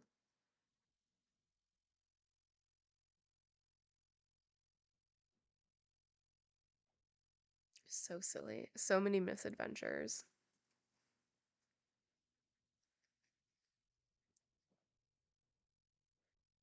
Okay. Chapter 45. We are just flying through today. My hair is making me so itchy. There we go. Okay. Chapter 45. In which questions regarding the helmet of Mambrino and the pack saddle are finally resolved. as well as other entirely true adventures. They have to be true. It says entirely true. What do you think what do your graces think of what they're saying, senores? Said the barber. These gentlefolk are still insisting that this isn't a basin, but a helmet. And whoever says it is not, said Don Quixote, if he is a gentleman, I will show him that he lies, and if he is a squire, that he lies 1,000 times over. Our barber, who was present through all of this, knew Don Quixote's madness so well that he wanted to encourage his lunacies, and, by carrying the joke even further, give everyone a good reason to laugh. And so, speaking to the second barber, he said, Signor Knight, or whoever you may be, you should know that I too follow your trade, and have held my certificate for more than 20 years, and know very well all the tools of barbering without exception. For a time I was even a soldier in my youth, and I also know what a helmet is, and a morion, and a full sallet, and other things related to soldiering. And there is a note after have held my certificate, and it says certificates were issued by the trade guild to indicate a member's skill. I mean to say, the kinds of weapons that soldiers use, and I say, barring a better opinion and bowing always to better judgment, that this piece in front of us, which this good gentleman is holding in his hands, not only is not a barber's basin, but it is as far from being one as white is from black, and truth from falsehood. I also say this, though a helmet is not a complete helmet. No, of course not, said Don Quixote, for half of it, the visor, is missing. That is true, said the priest, who had understood the meaning of his friend the barber. And the same was affirmed by Cardenio, Don Fernando, and his companions, and even the judge, if he had not been so involved in the matter of Don Luis, would have taken part in the deception. But he was so preoccupied by the gravity of his thoughts that he paid little or no attention to such amusements. Lord, save me, said the barber, who was the target of the joke. Is it possible that so many honorable people are saying that this is not a basin, but a helmet? This seems to be something that could astonish an entire university, no matter how learned. Enough. If it's true that this basin is a helmet, then this pack saddle must also be a horse's harness, just as the gentleman said. Looks like a saddle to me, said Don Quixote, but I have already said I shall not intervene in that.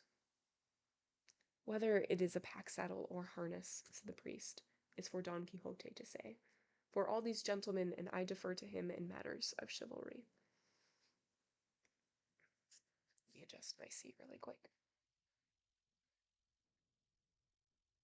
I feel like the pillows got out of order, so it's not quite comfortable. There we go, that's better. By God, senores, said Don Quixote, so many strange things have happened to me in this castle on the 2 occasions I have stayed here, that if you were to ask me a question about anything in it, I would not dare give a definitive answer, for I imagine that everything in it is subject to enchantment. The first time I was greatly troubled by an enchanted Moor, and things did not go very well for Sancho at the hands of his companions, and last night I was hung by this arm for 2 hours, not having any idea of how or why I had fallen into that misfortune. Therefore, if I now become involved in so confusing a matter and give my opinion, it would be a rash judgment. As for what has been said regarding this being a basin and not a helmet, I have already responded to that. But as for declaring whether this is a saddle or a harness, I do not dare offer a final opinion. I leave it to the judgment of your graces. Perhaps because you have not been dubbed knights, as I have, the enchantments of this place will not affect your graces, and your minds will be free and able to judge the things in this castle as they really and truly are, and not as they seem to me. There is no doubt, responded Don Fernando, that Señor Don Quixote, has spoken very well today, and it is up to us to decide this case. In order to make our decision a valid one, I shall take the votes of these gentlemen in secret, and give a complete and clear report on the outcome. For those who were aware of Don Quixote's madness, all of this was cause for a good deal of laughter. But for those who were not, it seemed the greatest lunacy in the world, especially the 4 servants of Don Luis, and Don Luis himself, and another 3 travelers who had just arrived at the inn and seemed to be members of the Holy Brotherhood, which was, in fact, what they were. But the one who was most confused was the barber, whose basin had been transformed into the helmet of Mambrino before his very eyes, and whose pack-saddle he undoubtedly thought would be turned into a horse's rich harness. Everyone laughed to see Don Fernando going from one to the other and taking his vote, having him whisper it into his ear, so that each could declare in secret whether that jewel had been so fiercely fought over was a pack-saddle or a harness. After he had taken the votes of those who knew Don Quixote, he announced in a loud voice, "The fact is, my good man, that I am weary of hearing so many opinions, because I see that no one whom I ask does not tell me that it is nonsense to say this is a donkey's pack-saddle and not the harness of a horse, even a thoroughbred. And so, you will have to be patient, because despite you and your donkey, this is a harness, and not a pack-saddle, and you have presented and proved your case very badly." "May I never have a place in heaven," said the second barber, "if all of your graces are not deceived, and may my soul appear before God with as much certainty as this appears to be a pack-saddle and not a harness. But if you've got the might, and I'll say no more, the truth is I'm not drunk, and I haven't broken my fast except to sin." The barber's simple-minded talk caused no less laughter than the lunacies of Don Quixote, who, at this point, said, "All that can be done now is for each man to take what is his, and may St. Peter bless what God has given us." One of the 4 servants said, "Unless this is a trick of some kind, I can't believe that men of intelligence, which is what all of you are, or seem to be, can dare say and affirm that this isn't a basin, and that isn't a saddle. But as I see that you do affirm and say it, I suppose there's some mysterious reason why you claim something so contrary to what truth and experience shows us. And I swear," and here he came out with a categorical oath, "that not all the people alive in the world today can make me think that this isn't a barber's basin, and that isn't a jackass's pack-saddle." "It might belong to a jenny," said the priest. "It doesn't matter," said the servant. "That's not the point. The question is whether it is or isn't a pack-saddle, as your graces claim."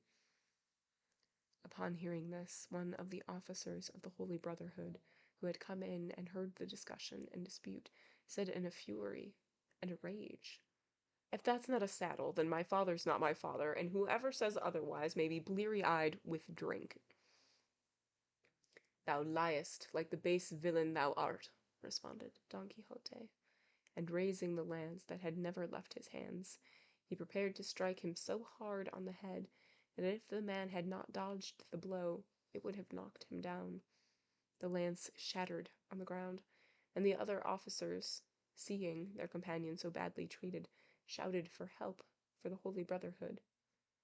The innkeeper, who was a member, went in for his staff and sword, and then stood by the side of his comrades. Don Luis's servant surrounded him so that he could not escape during the disturbance. The second barber, seeing everything in a turmoil, seized his pack-saddle again, and so did Sancho. Don Quixote drew his sword and charged the officers. And there is a note after the innkeeper who was a member, and it says, "In the 16th and 17th centuries, it was not unusual for innkeepers to belong to the Holy Brotherhood. The staff was a symbol of authority derived from the king." Don Luis shouted at his servants to leave him and to go assist. Don Luis shouted at his servants to leave him and go to the assistance of Don Quixote and Cardenio and Don Fernando, who were fighting alongside Don Quixote. The priest shouted. The innkeeper's wife called out. Her daughter cried. Mary Tornes wept. Dorotea was confused. Lucinda distraught, and Dona Clara in a swoon. The barber beat Sancho. Sancho pounded the barber. Don Luis, when one of his servants dared seize him by the arm to keep him from leaving, punched him so hard his mouth was bathed in blood. The judge defended him. Don Fernando had one of the officers under his feet and was trampling him with great pleasure. The innkeeper cried out again, calling for help for the brotherhood, for the Holy Brotherhood. In short, the entire inn was filled with cries, shouts, yells, confusions, fears, assaults, misfortunes, attacks with knives, fists, sticks, feet, and the spilling of blood. And in the midst of this chaos, this enormous confusion, it passed through the mind of Don Quixote that he had been plunged headlong into the discord of Agramante's camp, and in a voice that thundered throughout the inn, he cried, "Hold! All of you! All of you sheath your swords! Stop fighting, and listen to me, if you wish to live." And there is a note after Agramante's camp, and it says, "The dispute, which became proverbial, was described by Ariosto in Orlando's Furioso." At this great shout, everybody stopped, and he continued, saying, "Did I not tell you, senores, that this castle was enchanted, and that some legion of demons must inhabit it? In confirmation of which I wish you to see with your own eyes what has transpired here, and how the discord of Agramante's camp has descended upon us. Look! Here they do battle for the sword, there for the horse, over there for the eagle, right here for the helmet, and all of us are fighting, and all of us are quarreling." There is a note after quarreling, and it says, "Traditionally, the disputed items in Agramante's camp were sword, horse, and a shield emblazoned with an eagle. The helmet is an invention of Don Quixote." "Come then, your grace, Señor Judge, and your grace, Señor Priest.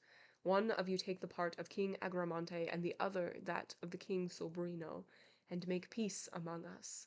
Because in the name of God Almighty, it is a great wickedness for so many well-born and distinguished people to kill one another for such trivial reasons."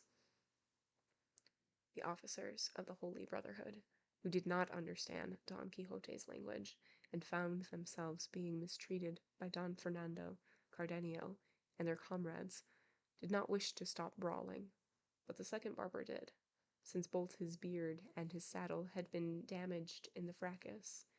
Sancho, like a good servant, obeyed every word his master said, and the 4 servants of Don Luis also stopped, seeing how little they had to gain from doing otherwise.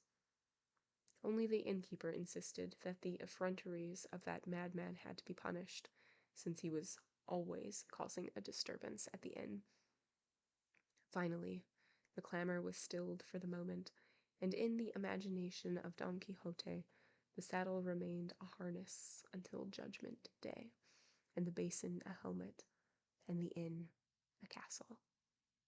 When, at last, persuaded by the judge and the priest, everyone had made peace and become friends, Don Luis's servants began to insist again that he come away with them immediately, and so he was discussing this with them. The judge spoke to Don Fernando, Cardenio, and the priest regarding what should be done in this matter, recounting what Don Luis had said to him. Finally, it was decided that Don Fernando should reveal his identity to Don Luis's servants, and tell him it was his wish that Don Luis accompany him to Andalusia, where his brother, the Marquis, would welcome him as his great merit deserved, for it was evident that Don Luis would not now return willingly to his father, even if he were torn to pieces. When the four men realized both the high rank of Don Fernando and the determination of Don Luis, they decided that 3 of them would return to report what had happened to his father, and one would stay behind to serve Don Luis and not leave him until the other servants returned for him, or he had learned what his master's orders were. In this fashion, a tangle of quarrels was unraveled through the authority of Agramonte and the prudence of King Sobrino.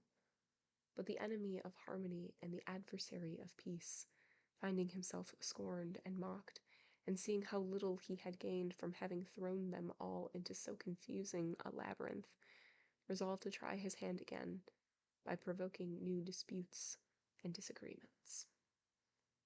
So it was that the officers stopped fighting when they heard of the rank and station of their opponents, that they withdrew from combat, because it seemed to them that regardless of the outcome, they would get the worst of the argument.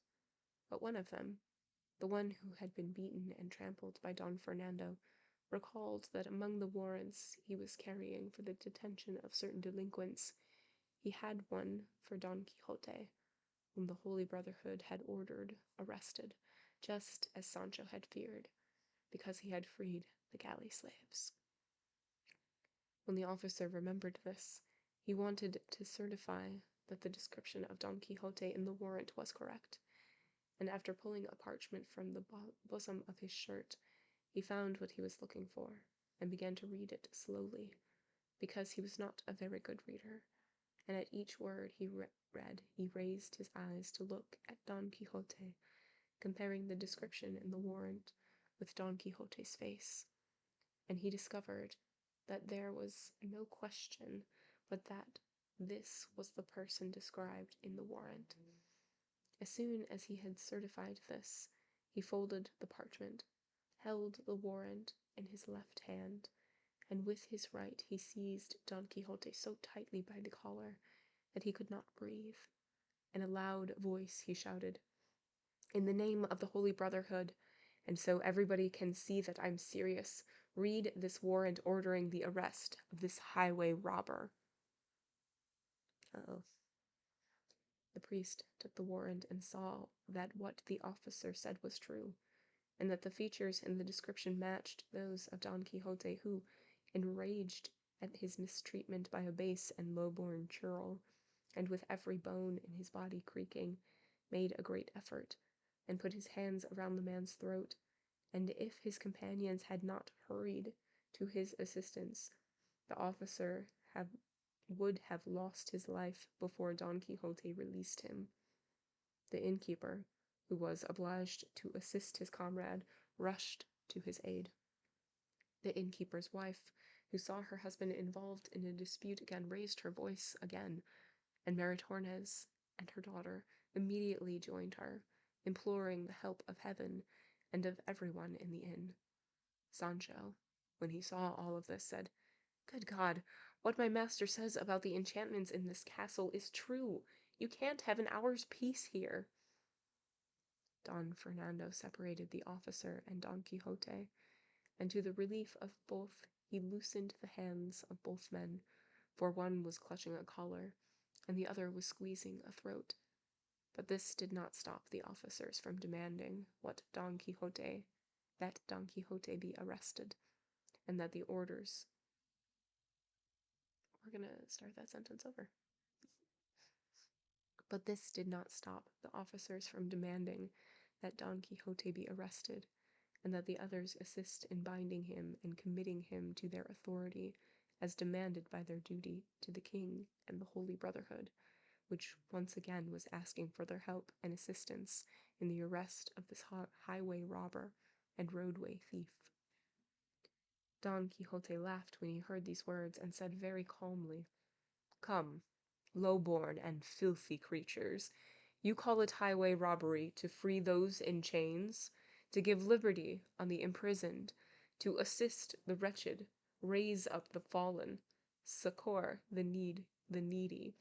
Ah, vile rabble, your low and base intelligence does not deserve to have heaven communicate to you the great worth of knight-errantry, or allow you to understand the sin and ignorance into which you have fallen when you do not reverence the shadow, let alone the actual presence of any knight-errant.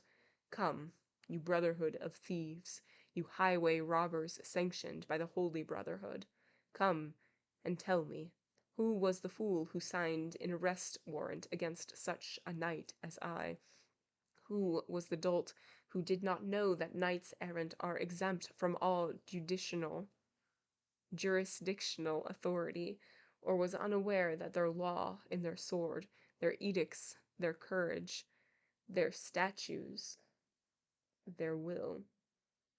Who was the imbecile, I say, who did not know that there is no patent of nobility with as much privilege and immunities as those acquainted by a knight-errant on the day he is dubbed a knight, and dedicates himself to the rigorous practice of chivalry?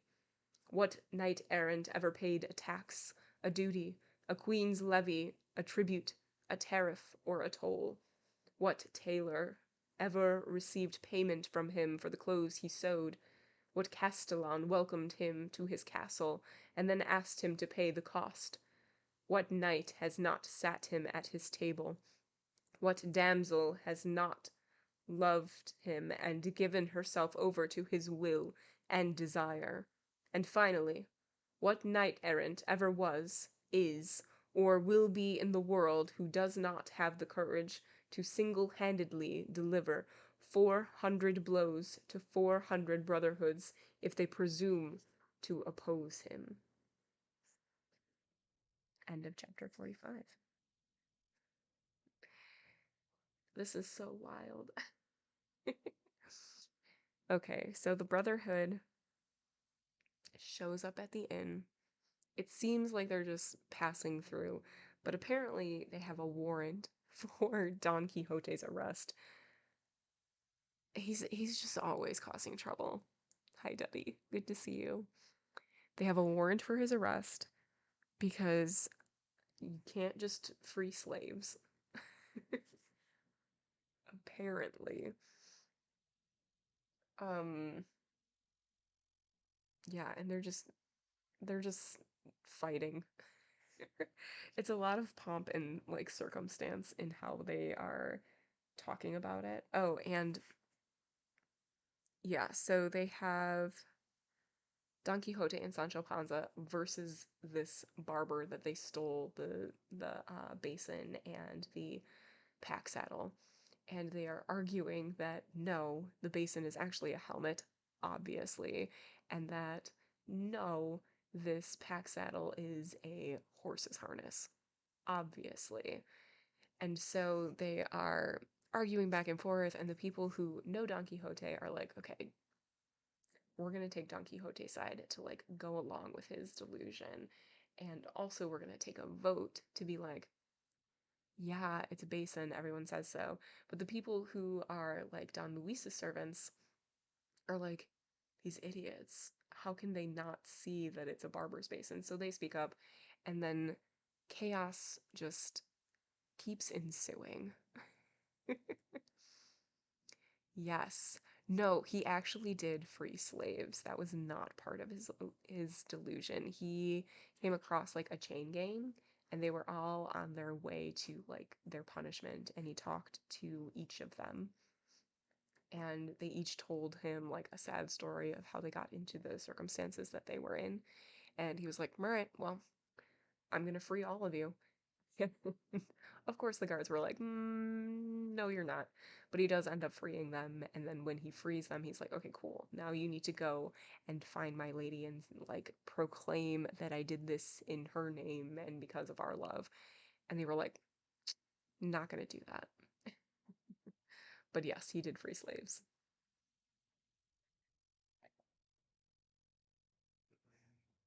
You're totally right, Star. Yes. Lots of calamity. We, in outrageous situations. But you're totally right. He is trying to do good things. Mm-hmm.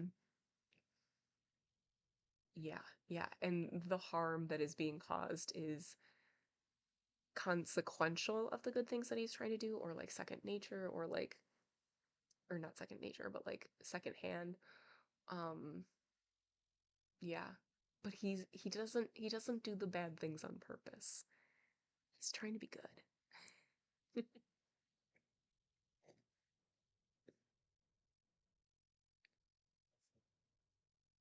All right, let's see. Oh, got lots of time. Okay, chapter 46.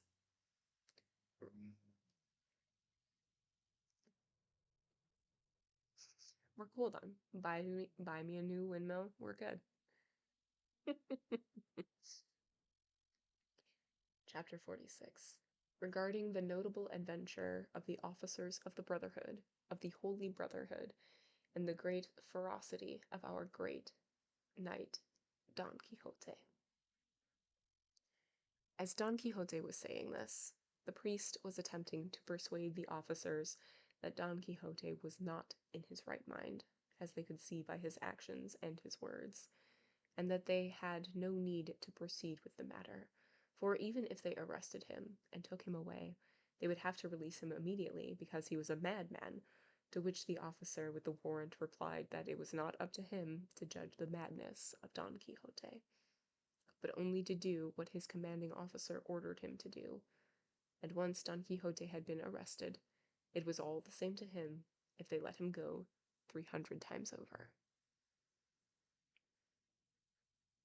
Even so, said the priest, this one time you should not take him, and as far as I can tell, he will not allow himself to be taken. In fact, the priest was so persuasive, and Don Quixote did so many mad things, that the officers would have been crazier than he if they had not recognized Don Quixote's affliction, and so they thought it best not to proceed, and even to intervene and make peace between the barber and Sancho Panza, who still persisted with great rancor in their dispute. In short, as officers of the law, they mediated and arbitrated the matter in a manner that left both parties, if not completely happy, at least somewhat satisfied, because they exchanged saddles, but not cinches, and headstalls. As for the helmet of Mambrino, the priest secretly, and without Don Quixote's knowing anything about it, paid 8 reales for the basin, and the barber gave him a receipt promising not to sue for fraud. Then forever after. Amen. Gentle Fox, good to see you. Hello. How are you? A roar of greetings. The best kind of greetings. Having settled these 2 disputes, which were the most important and most pressing, it remained only for Don Luis's servants to agree that 3 would return home while 1 stayed behind to accompany him wherever Don Fernando wished to take him, since good luck had begun to intervene in favor of the lovers, and the valiant people at the inn, overcoming all difficulties, a better fortune wished to bring everything to a happy conclusion, and his servants acceded to Don Luis's wishes, which so delighted Doña Clara that no one could look at her face and not know the joy in her heart. Zoraida, although she did not completely understand all the events she had seen, became sad or happy by turns, depending on what she saw and observed on the faces of other people, especially her Spaniard, on whom her eyes were fixed and her heart and soul depended. The innkeeper, who had not failed to notice the compensatory gift given to the barber by the priest, demanded payment from Don Quixote, including damages to his wineskins and the loss of his wine, swearing that neither Rocinante nor Sancho's donkey would leave the inn unless he was first paid down to the last ardite. And there is a note after Sancho's donkey, and it says, in the first edition, this was the first indication that Sancho had recovered his donkey. It's like a saga. This donkey is like a saga. Between the different editions, it has changed of when the donkey was taken from Sancho, when it was received, and or given back or stolen back, and it's just so interesting to see how the different editions have slightly altered events.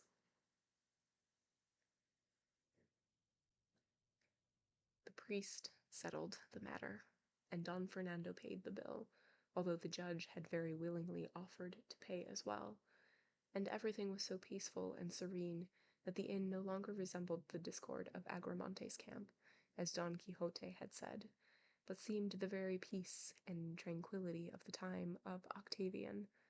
It was generally held opinion that thanks to this were owed to the good intentions and great eloquence of the priest and the incomparable liberality of Don Fernando. Just finished recording and editing your first audiobook. Amazing. Oh, that's so exciting. Congratulations. Oh, that's so exciting. Rest your voice. Drink lots of tea. I think we talked about this before. Congratulations. When Don Quixote found himself free and clear of so many disputes, his squire's as well as his own, it seemed to him that it would be a good idea to continue the journey he had begun and conclude the great adventure to which he had called and for which he had been chosen. And so, with resolute determination, he went to kneel before Dorothea, who would not permit him to say a word until he stood, and he, in obedience to her, rose to his feet and said, "'Tis a common proverb, O beauteous lady, that diligence is the mother of good fortune, and in many grave and serious matters experience hath shown that solicitude canst bring a doubtful matter to a successful conclusion. But nowhere is this truth clearer than in questions of war, in which celerity and speed canst disrupt the enemy's plans and achieve victory ere the adversary prepareth his defences. This, I say, most high and exalted lady, because it seemeth that our stay in this castle no longer profiteth us, and might even prove harmful, as we may discover one day. For who knoweth if by means of hidden and diligent spies thy enemy, the giant, hath not learned that I am going to destroy him, and hath taken advantage of our sojourn here to fortify himself in some impregnable castle or bastion against which all my efforts and the might of my tireless arm may be of no avail. And so, Señora, let us, I say, disrupt his designs with our diligence and depart immediately, whilst fortune favoureth us. For to keep it with us, as your highness wisheth, we must delay no longer my encounter with thy adversary. Oh, good. No rest needed. You're just ready to go. Only an hour. Okay, good, good, good. Don Quixote fell silent and said no more, and waited very calmly for the reply of the beauteous princess, who, with noble bearing and adapting to the style used by Don Quixote, responded in this fashion. I thanketh thee, Señor Knight, for the desire thou hast shown to favour me in my great distress. Like a true knight whose profession and preoccupation is to favour orphans and those in need.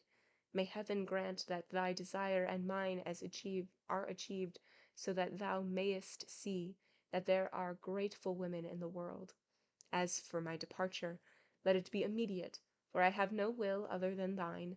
Thou mayest depose of me as thou pleaseth and chooseth, for she who hath once entrusted to thee the defence of her person and placed in thy hands the restoration of her domains, ought not go against what thy prudence ordaineth.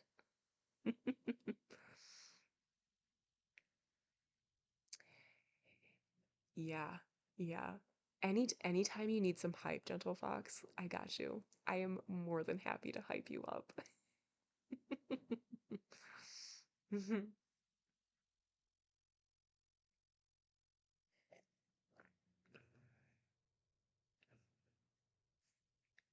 May it be God's will, said Don Quixote, for when a lady humbleth herself before me, I do not wish to lose the opportunity to raise her and restore her to her rightful throne. Let us depart now, for the ancient saying, that danger lieth in delay, spurreth my desire to be on our way. And since heaven hath not created, nor hell seen, any that canst daunt or frighten me, saddle Rocinante, Sancho, and harness thy donkey and the palfrey of the queen, and let us bid farewell to the castellan and these gentlefolk, and leave at once. Sancho, who had been present for this entire exchange, shook his head and said, "Oh, señor, there is more wickedness in the village than they tell you about, begging the pardon of honorable ladies who let themselves be touched. What wickedness can there be in any village, or in all the cities of the world, that can discredit me, oh low-born knave?" "If your grace gets angry," responded Sancho, "I'll be quiet, and won't say what I'm obliged to say as a good squire, and what a good Christian is obliged to tell his master." "Say whatever you wish," replied Don Quixote, "as long as your words are not intended to instill fear in me, for if you are afraid, then you are true to the person you are, and if I am not, then I am true to mine." "That's not it, sinner that I am in the sight of God," responded Sancho. "It's just that I am absolutely certain and positive that this lady who says she's the queen of the great kingdom of Moconnecon is no more a queen than my mother. Because if she was who she says she is, she wouldn't go around hugging and kissing one of the men here at the inn behind every door and every chance she gets." Dorothea turned bright red at Sancho's words, because it was true that her husband, Don Fernando, had on occasion taken with his lips part of the prize his love had won, which Sancho had witnessed, and such boldness had seemed to him more appropriate to a courtesan than to the queen of so great a kingdom. She could not or would not say a word in response to Sancho, but allowed him to continue, and he did, saying, "I'm saying this, señor, because if after having traveled so many highways and byways and gone through so many bad nights and worse nights, the fruit of our labors is being plucked by someone taking his ease in this inn, then there's no reason for me to hurry and saddle Rocinante and harness the donkey and prepare the palfrey, because we'd be better off sitting still and doing nothing, let alone let let each woman tend to her spinning, and we'll eat it." There we go. My brain just did not want to put those words together. Oh, interesting. Oh, okay. That's so interesting. Yeah. Completely different type of books that you read, for sure, for sure. I love that it bemuses your community. But yeah, and then some of the chapters are intense, vile, yeah.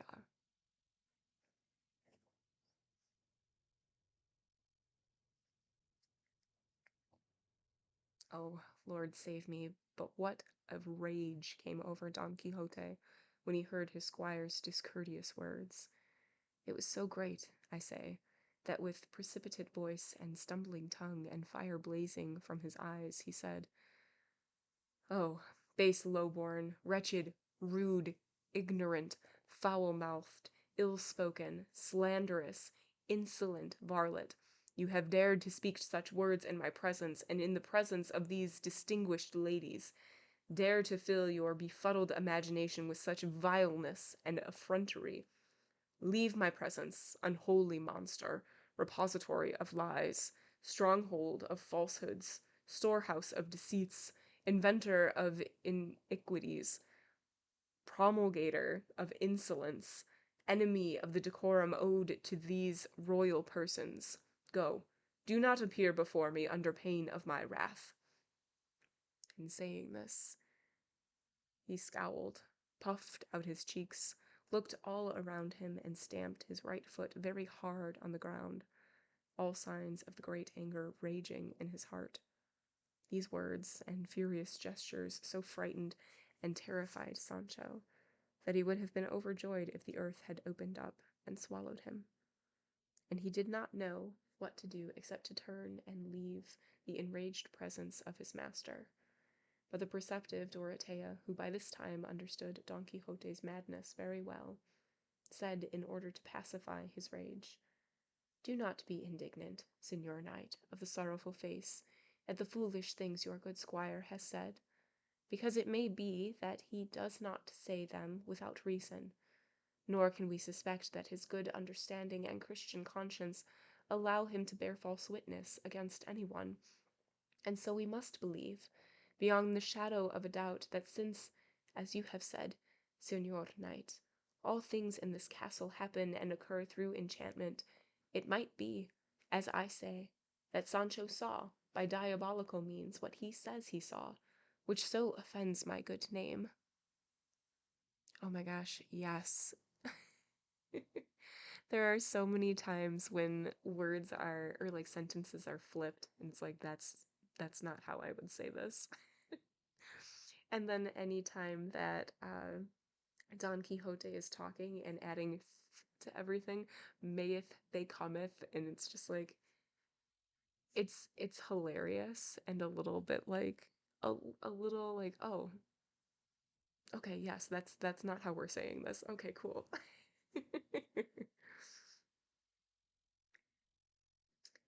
"By Almighty God," said Don Quixote, "I swear that your highness has hit the mark, and that some evil illusion appeared before the sinner, Sancho, making him see what it would have been impossible to see except by way of enchantment, for I know the goodness and innocence of this unfortunate man too well to think he would bear false witness against any one." "That is certainly the case," said Don Fernando, "and therefore, Señor Don Quixote, you ought to pardon him, and receive him once more into the bosom of thy grace. Sicut erat in principio," before these visions affected his judgment. And there is a note after thy grace. It says, "The phrase is based on the one used when the excommunicated return to the church. The Latin that follows is equivalent to 'as it was in the beginning.'" Don Quixote responded that he would pardon his squire, and the priest went to find Sancho, who came in very humbly, fell to his knees, and begged his master for his hand. Don Quixote gave it to him, allowed him to kiss it, gave him his blessing, and said, "Now, you will know with certainty, Sancho, my son, that what I have so often told you is true. Everything in this castle occurs by means of enchantment." "I do believe that," said Sancho, "except for what happened with the blanket, because that really happened by ordinary means." "Do not believe it," responded Don Quixote, "because if that were true, I would have avenged you then, and even now, but I could not, then or now, and did not see any one upon whom to wreak my vengeance for the affront to you." Everyone wanted to know what had happened with the blanket, and the innkeeper told them, in full detail, about Sancho Panza flying through the air, which was cause of no small laughter, and Sancho would have been embarrassed to no less a degree if his master had not assured him again that it had been an enchantment. Sancho's foolishness, however, never was so great that he did not believe it was the pure and absolute truth, with no admixture of deception, that he had been tossed in a blanket by flesh and blood people, not dreamed or imagined phantoms, as his master believed and affirmed.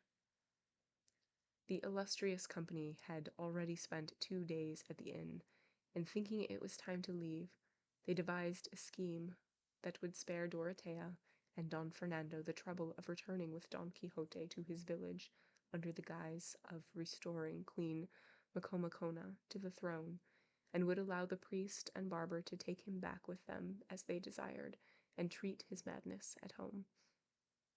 Their scheme was to arrange with an ox driver who happened to be passing by that he would carry Don Quixote home in this manner. They prepared something like a cage with criss-crossed bars large enough to hold Don Quixote comfortably, and then Don Fernando and his companions, the servants of Don Luis, the officers of the Brotherhood, and the innkeeper, all of them under the direction and guidance of the priest, covered their faces and disguised themselves in a variety of ways, so that Don Quixote would not think. Kabuto XD, thank you so much for the follow. Welcome in.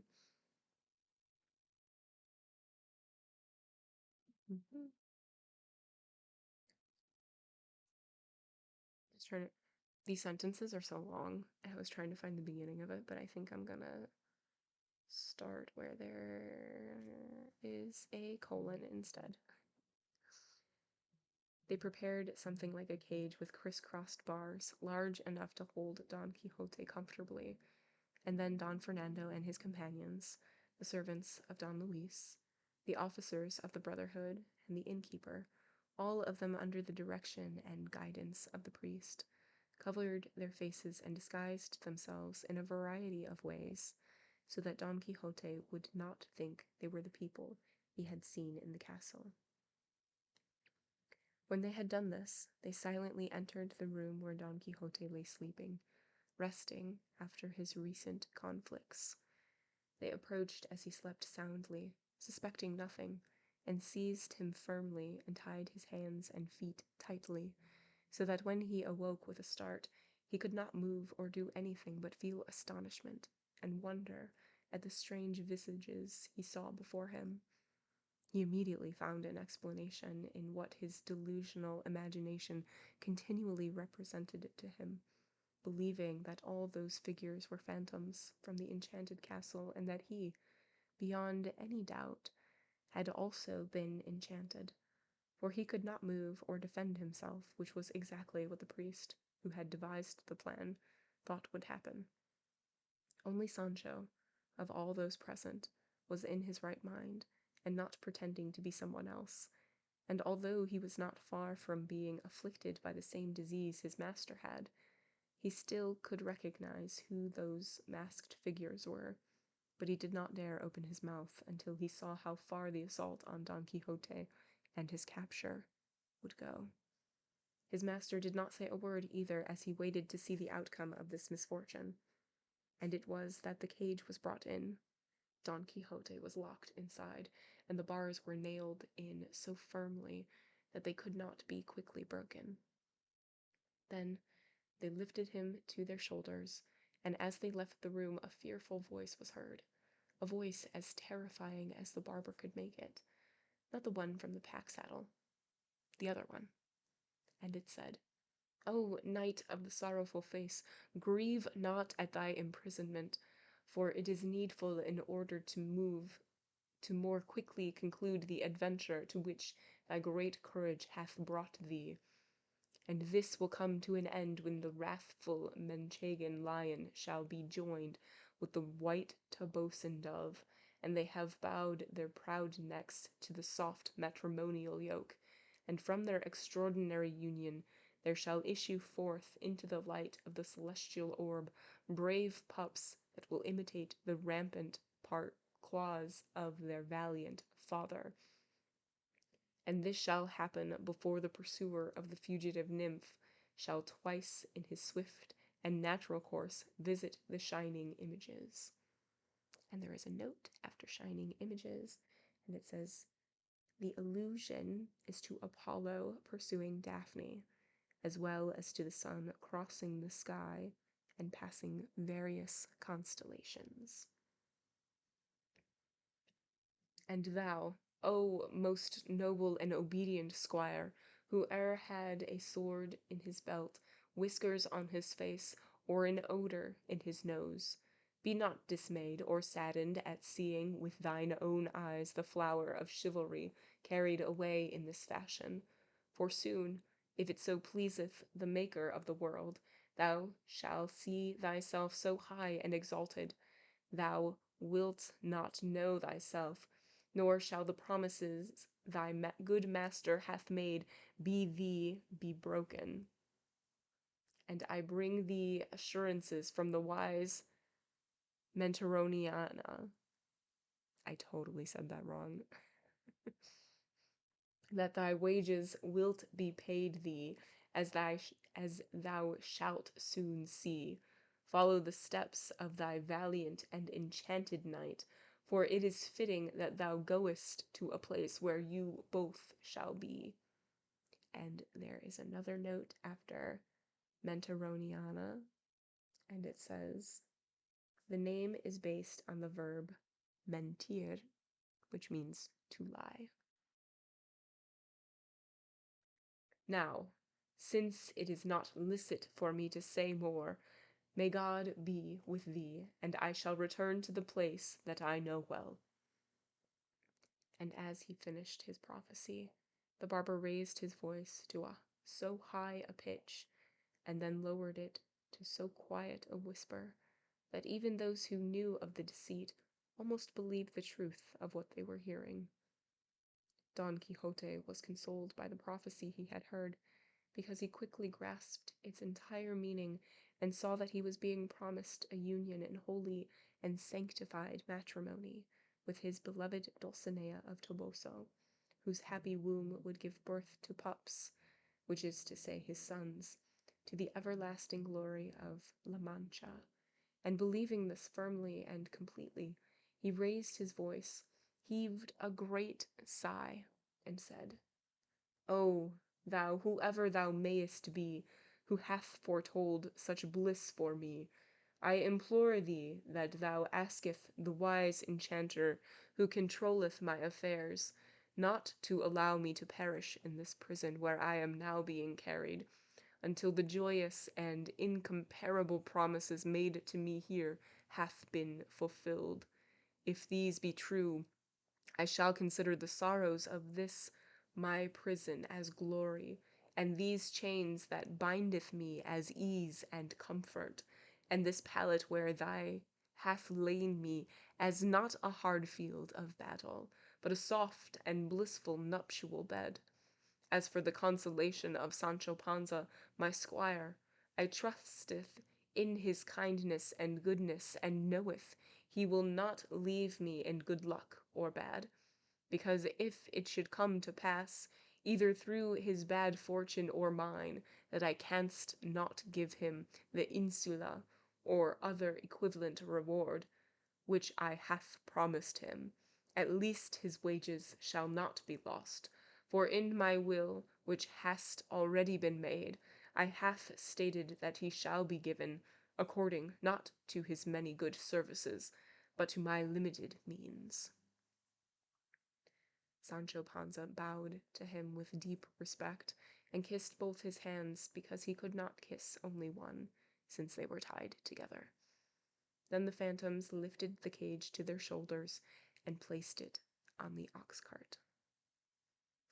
End of chapter 46. All right, so we're back on our journey. We'll see. It's also wild. So yeah, so we did have a pause in the journey. The original plan that the barber and the priest came up with was that Dorothea is acting as a princess, Princess Micomicona, from the land of Micomicon, and asking for help to slay a giant. And they are going to travel together, and she can only have Don Quixote do this because she has heard his name travel throughout the lands and how wonderful of a knight he is and all that sort of thing. And to get to her made up land, They are going to travel through Don Quixote's village, and the priest and the barber plan on keeping him in this village for his safety and for the other safety because of his madness. But we've had like a break in all of that action at the inn by having a lot of different characters introduced and also reading a novel that was left behind by somebody who was staying at the inn previously.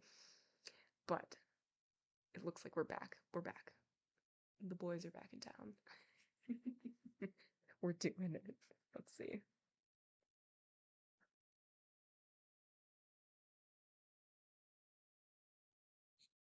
Oh, thanks. Chapter 47. Regarding the strange manner in which Don Quixote of La Mancha was enchanted, and other notable events. When Don Quixote saw himself caged in that manner and placed on a cart, he said, I have read many extremely serious histories of knights-errant, but never have I read, or seen, or heard of enchanted knights being carried in this fashion, and at the pace promised by these sluggish and dilatory animals. The knights are always transported through the air with remarkable speed, enclosed in a dark and doleful cloud, or riding a chariot of fire, or mounted on a hippogriff, or some other similar beast. But being carried now by an ox cart, by God, that leaves me in a state of confusion. There is a note after confusion. It says, it was a mark of great dishonor for a knight to ride in so humble a vehicle. In medieval tales, for example, Lancelot incurred great shame by riding in an ox cart. Perhaps in these our modern times, however, chivalry and enchantment follows a path different from the one they followed in ancient times. It also might be that since I am a new knight in the world, the first to resuscitate the now forgotten practice of errant chivalry, new kinds of enchantments and new ways of transporting the enchantment have also been devised.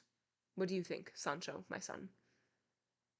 I don't know what to think, responded Sancho, since I'm not as well read as your grace in errant writings. But even so, I'd say and even swear that these phantoms wandering around here are not entirely Catholic. There is a note after Catholic. It says, Catholic is used by Sancho metaphorically to mean trustworthy or legitimate, much as we would use kosher today. Don Quixote responds to the literal meaning of the word. Catholic? By my sainted father, responded Don Quixote, how can they be Catholic if they are all demons who have taken on fantastic bodies in order to come here and do this and bring me to this state? And if you wish to see the truth of this, touch them and feel them, and you will see that they have no body, but are composed of air, and are nothing more than appearance. By God, señor, replied Sancho, I have touched them, and this devil who's so busy here is stocky and well-fleshed, and has another trait that's very different from what I've heard about demons, because people say all demons stink of sulfur and brimstone and other bad odors, but this one smells of ambergris from half a league away.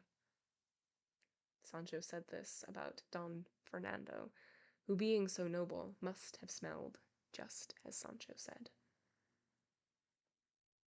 Do not be surprised at this, Sancho, my friend, responded Don Quixote, because I can tell you that devils know a great deal, and although they bring odors with them, they themselves do not smell at all because they are spirits, and if they do smell, it cannot be of pleasant things, but only of things that are foul and putrid.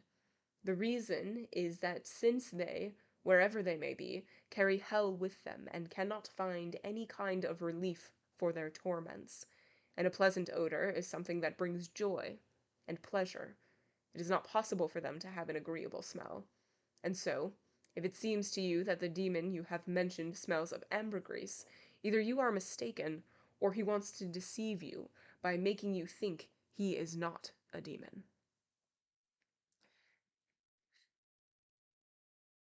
Don Quixote has a way to explain everything.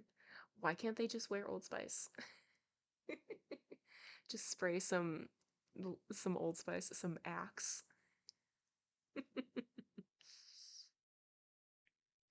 All of these words passed between master and servant, fearing that Sancho would see through their deception, which he had already been very close to doing.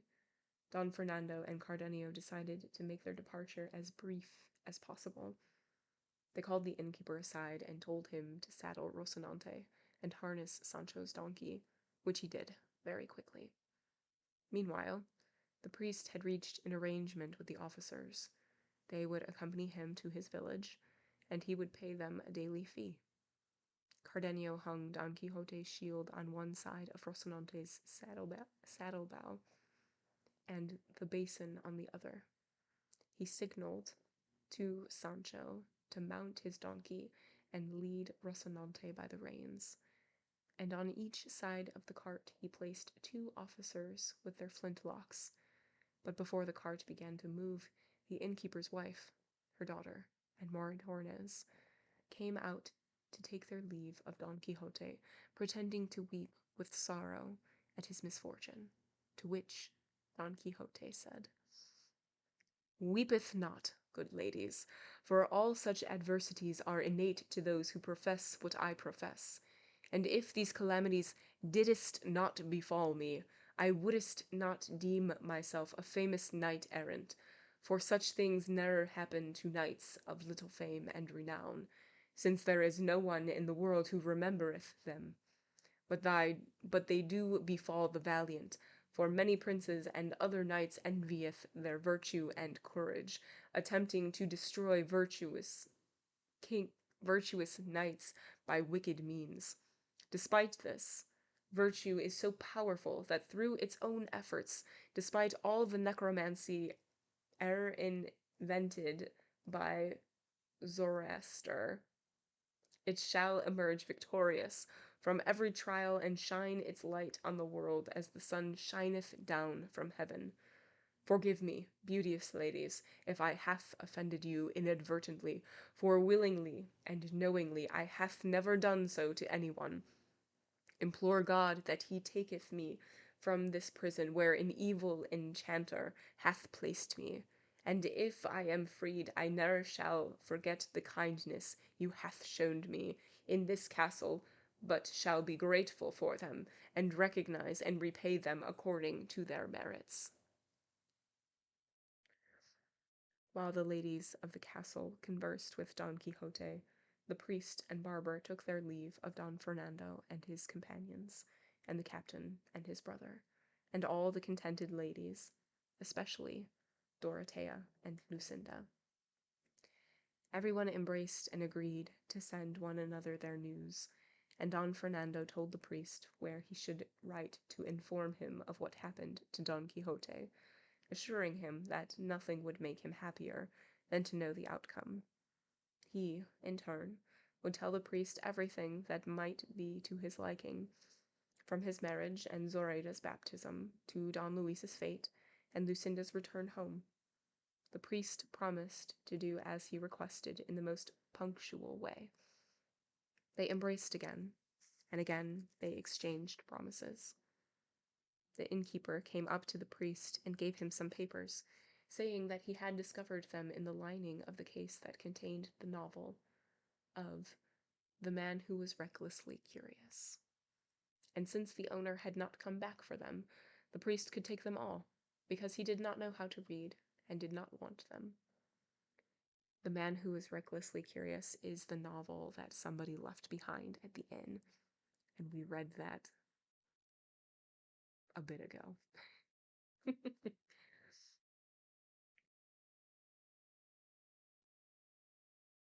The priest thanked the innkeeper, and opening the papers he saw that at the beginning of the manuscript it said, "The novel of Rinconete and Cortadillo," which led him to assume it was another novel, and probably a good one, since The Man Who Was Recklessly Curious had also been good, and they might very well be by the same author, and so he kept it, intending to read it as soon as he was able. And there is a note after the novel of Rinconete, and it says, "This is the title of one of the novellas in Cervantes' collection, Novelas Ejemplares, exemplary novels, which was published in 1613, 8 years after the first part of Don Quixote."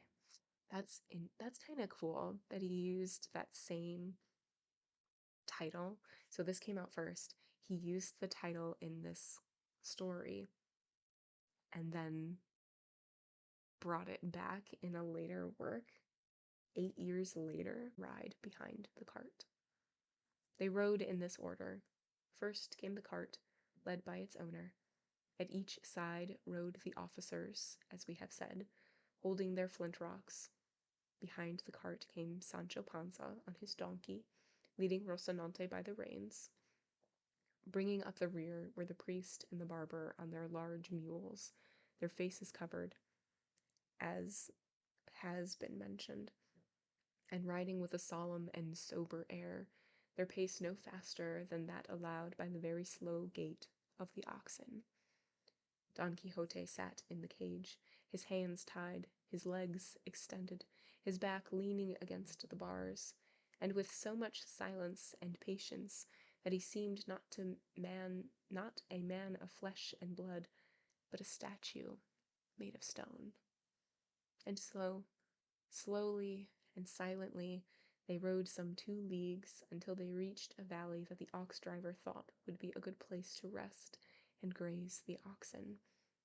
He communicated this to the priest, but the barber said they should ride on a little farther, because he knew that beyond a nearby rise was a valley that had more abundant and better grass than the one where the driver wanted to stop. They followed the barber's advice and continued their journey.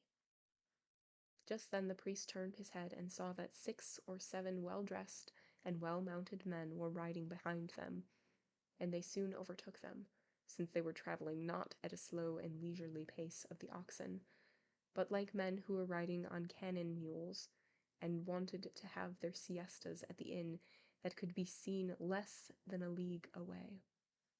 The diligent overtook the slothful, and courteous greetings were exchanged, and one of the newcomers, who was, in fact, a canon from Toledo, and the master of those who accompanied him, seeing the orderly procession of the cart, the officers, Sancho, Rocinante, the priest, the barber, and particularly Don Quixote, imprisoned in his cage, could not help asking why they were carrying the man in that fashion, although he already knew, seeing the insignia of the officers, that he must be some highway robber, or another kind of criminal whose punishment was the responsibility of the Holy Brotherhood. One of the officers, to whom he had directed the question, responded, "Señor, why this gentleman is being carried this way is something he should say, because we don't know." Don Quixote heard this exchange and said, "By chance, señores, are your graces well versed and expert in matters pertaining to knight-errantry? Because if you are, I shall recount to you my misfortunes, and if not, there is no reason for me to weary myself in the telling." By this time the priest and the barber, seeing that the travelers were talking to Don Quixote of La Mancha, rode up so that they could respond in a way that would keep their deception from being revealed. The canon responded to what Don Quixote had said, replied, "The truth is, brother, I know more about books of chivalry than I do about Villopanda's Sumulas." There's a note after Sumulas, and it says, "A treatise on logic written by Gaspar Cardio de Villalpando and used as a text at the University of Alcala. Therefore, if that is your only concern, you can tell me anything you please." "May it please God," replied Don Quixote, "I should like you to know, señor, that I am in this cage because I have been enchanted through the envy and fraud of evil enchanters, for virtue is persecuted by evildoers more than it is loved by good people. I am a knight-errant, not one of those whose names were never remembered by fame or eternalized in their memory, but one who, in spite of envy herself, and in defiance of all the magi of Persia, Brahmins of India, and gymnosophists of Ethiopia, will have his name inscribed in the temple of immortality, so that it may serve as an example and standard to future times, when knights errant can see the path they must follow if they wish to reach the honorable zenith and pinnacle of the practice of arms. Señor, Don Quixote of La Mancha is telling the truth, said the priest. He is enchanted, born in this cart not because of his faults and sins, but on account of the evil intentions of those who are angered by virtue and enraged by valor. This, señor, is the Knight of the Sorrowful Face, about whom you may have heard, whose valiant deeds and noble feats will be inscribed on everlasting bronze and eternal marble, no matter how envy attempts to hide them or malice to obscure them. And something that's interesting to note, envy and malice are both capitalized. When the canon heard both the prisoner and the free man speaking in this fashion, he almost crossed himself in astonishment, unable to imagine what had happened, and everyone with him felt the same astonishment. At this point, Sancho Panza, who had approached in order to hear the conversation, wanted to put the finishing touch on everything and said, "Now, señores, you may love me or hate me for what I say, but the truth of the matter is that my master, Don Quixote, is as enchanted as my mother. He's in his right mind. He drinks, he eats, and does what he has to do like other men, like he did yesterday before they put him in the cage. If this is true, how can you make me believe he's enchanted? I've heard lots of people say that when you're enchanted you don't eat, or sleep, or talk. And my master, if he isn't held back, will talk more than 30 lawyers." That's pretty great. Because Don Quixote definitely goes on long, long rants or stories or whatever. And turning to look at the priest, he continued, saying, "Ah, Senor Priest, did your grace think I didn't know you? Can you think I don't understand and guess where these new enchantments are heading? Well, you should know that I recognize you no matter how you cover your face, and understand you no matter how you hide your lies. In short, where envy rules, virtue cannot survive, and generosity cannot live with miserliness. Devil confound it, if it wasn't for your reverence, my master would be married by now to Princess Micomicona, and I'd be a count at least, because I expected nothing less from the goodness of my master, the Knight of the Sorrowful Face, and from the greatness of my services. But now I see that what they say is true. The wheel of fortune turns faster than a water wheel, and those who only yesterday were on top of the world today are down on the ground. I grieve for my children and my wife, for whom they could and should have expected to see their father come through the door as a governor or viceroy of some insula or kingdom. They'll see him come in a stable boy. I've said all this, Señor Priest, just to urge your fathership to take into account the bad treatment my master is receiving, and to be careful that God doesn't demand an accounting from you in the next life for my master's imprisonment, and make you responsible for all the boons and mercy my master, Don Quixote, can't do while he's in this cage." "I can't believe it," said the barber. "You too, Sancho, in the same guild as your master? By God, you've taken in so much of his lunacy and knighthood, it looks like you'll be keeping him company in the cage, and be as enchanted as he is. It was an unlikely day for you when he made you pregnant with his promises, an evil hour when he got that insula you want so bad into your head." "I'm not pregnant by anybody," responded Sancho, "and I'm not a man who'd let myself get pregnant, even by the king, And though I'm poor as an old Christian and I don't owe anything to anybody, and if I want insulas, other people want things that are worse.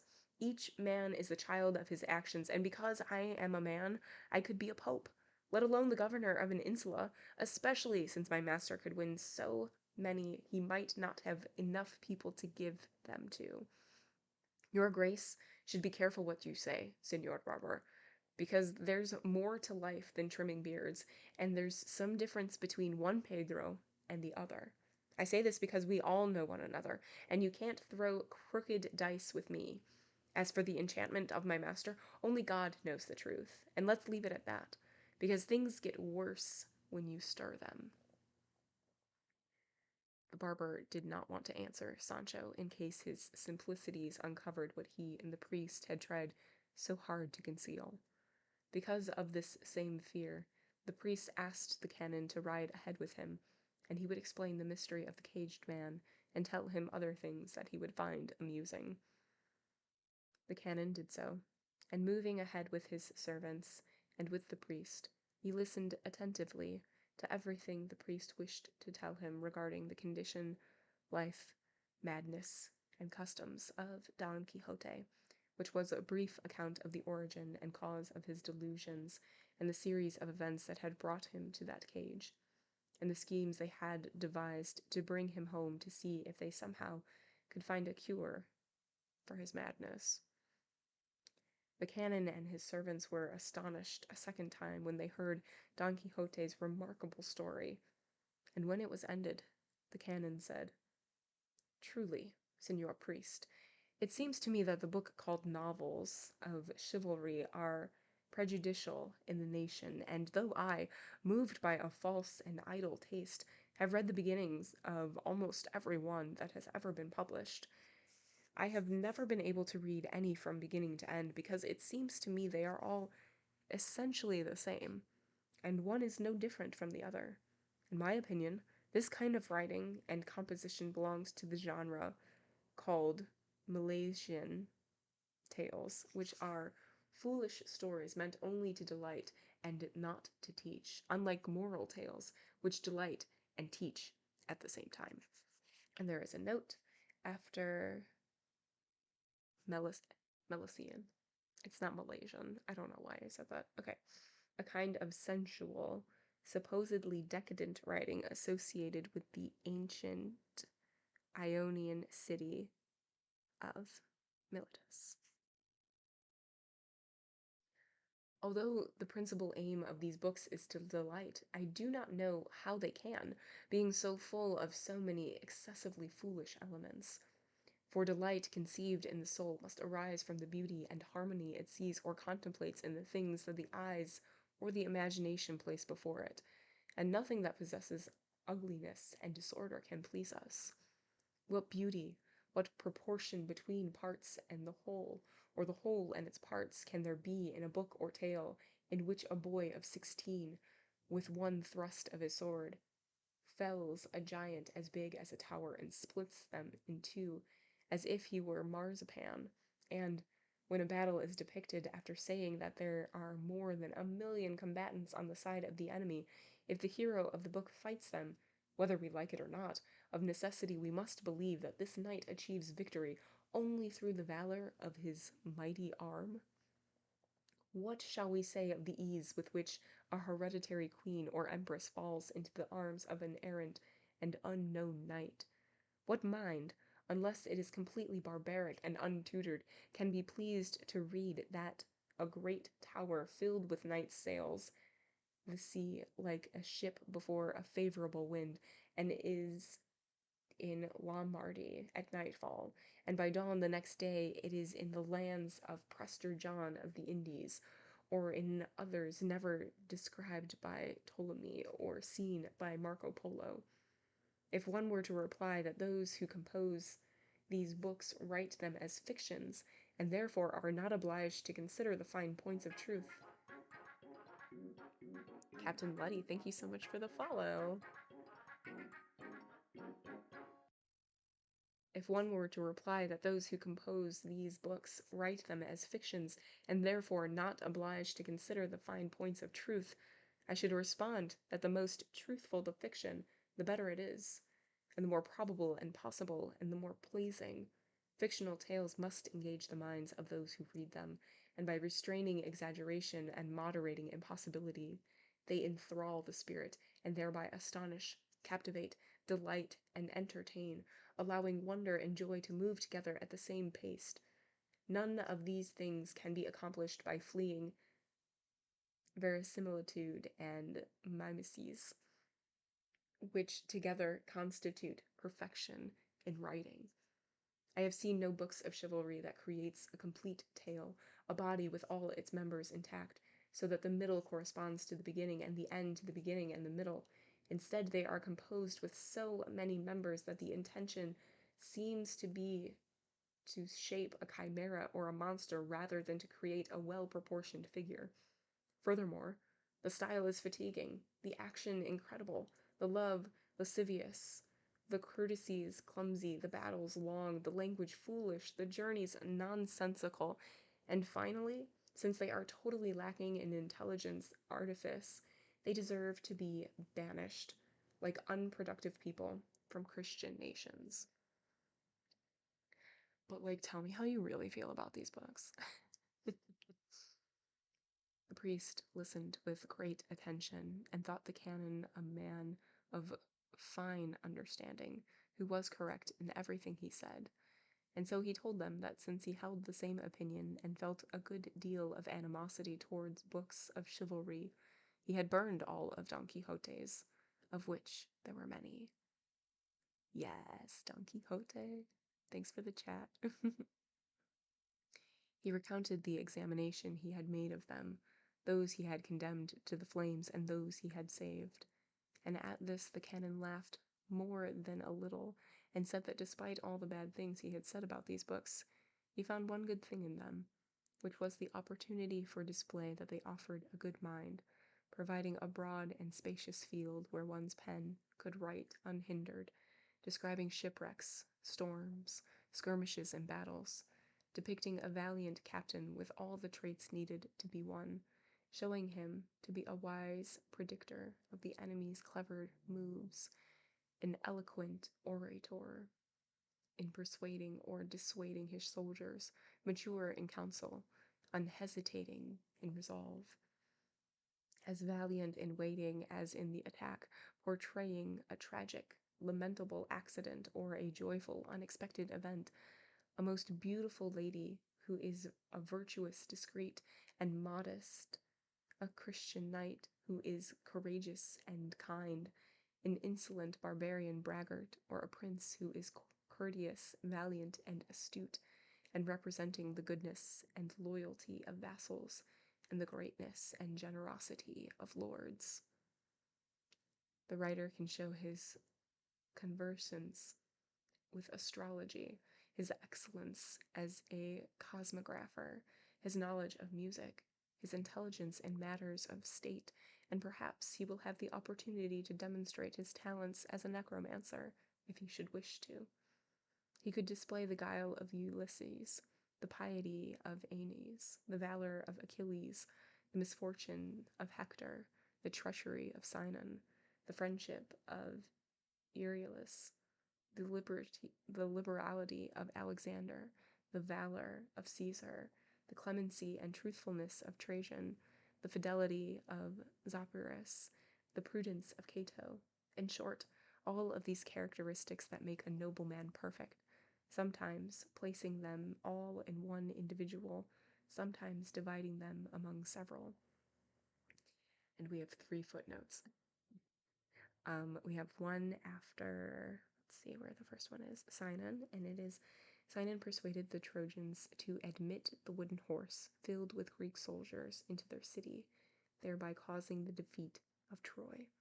According to some accounts, he was a Greek who allowed himself to be taken prisoner by the Trojans. According to others, he was a Trojan in the service of the Greeks.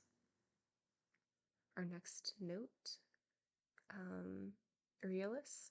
Euryalus was well known for his friendship with Nisus. They accompanied Aeneas to Italy following the Trojan War and were killed in battle.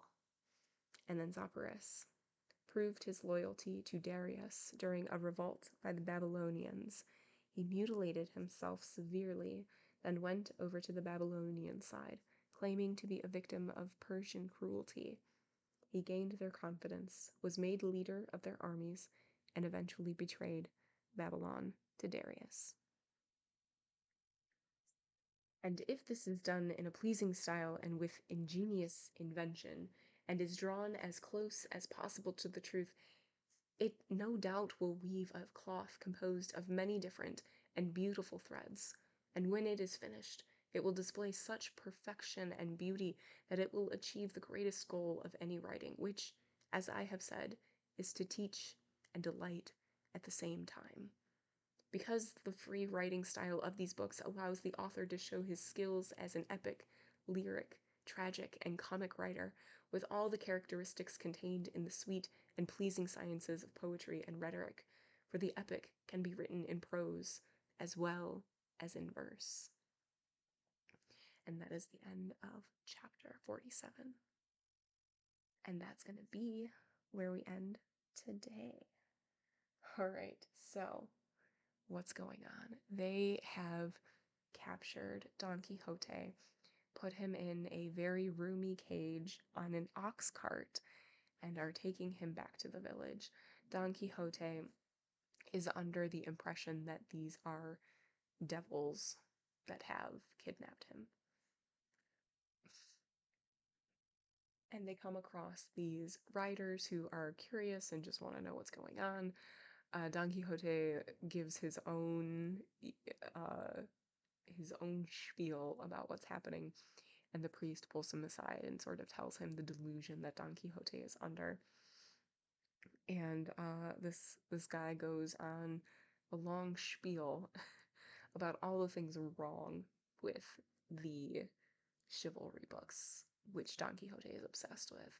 And then the priest is like, yes, exactly, which is why we burned a bunch of them at his house. And then the canon is like, hold on. So yeah, they're wild and crazy and all of these things are bad, but, and then says all of the good things, which is interesting. So yes, we are on page 414. Look, we're so almost halfway. We're so almost halfway. Who else would be so evil to be able to capture Don but Satan himself? Exactly. Exactly, Duddy. You get it.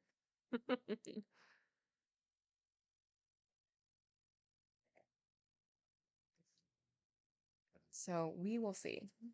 But chapter 1 is ending pretty soon. We're on chapter, we will next time start chapter 47, or 48, I mean. And there are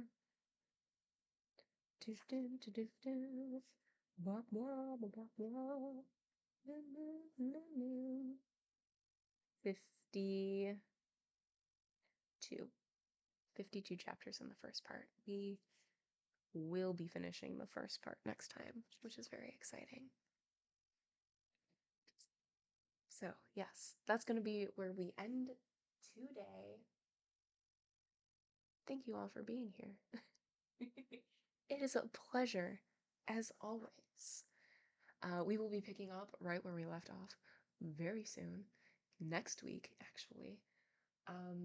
But yeah, thank you all so much. As always, whether you lurk, whether you chat, I 1000% appreciate your support, and I 1000% appreciate you. Have a good night. Thank you all so much, and I will be seeing you very soon. Bye!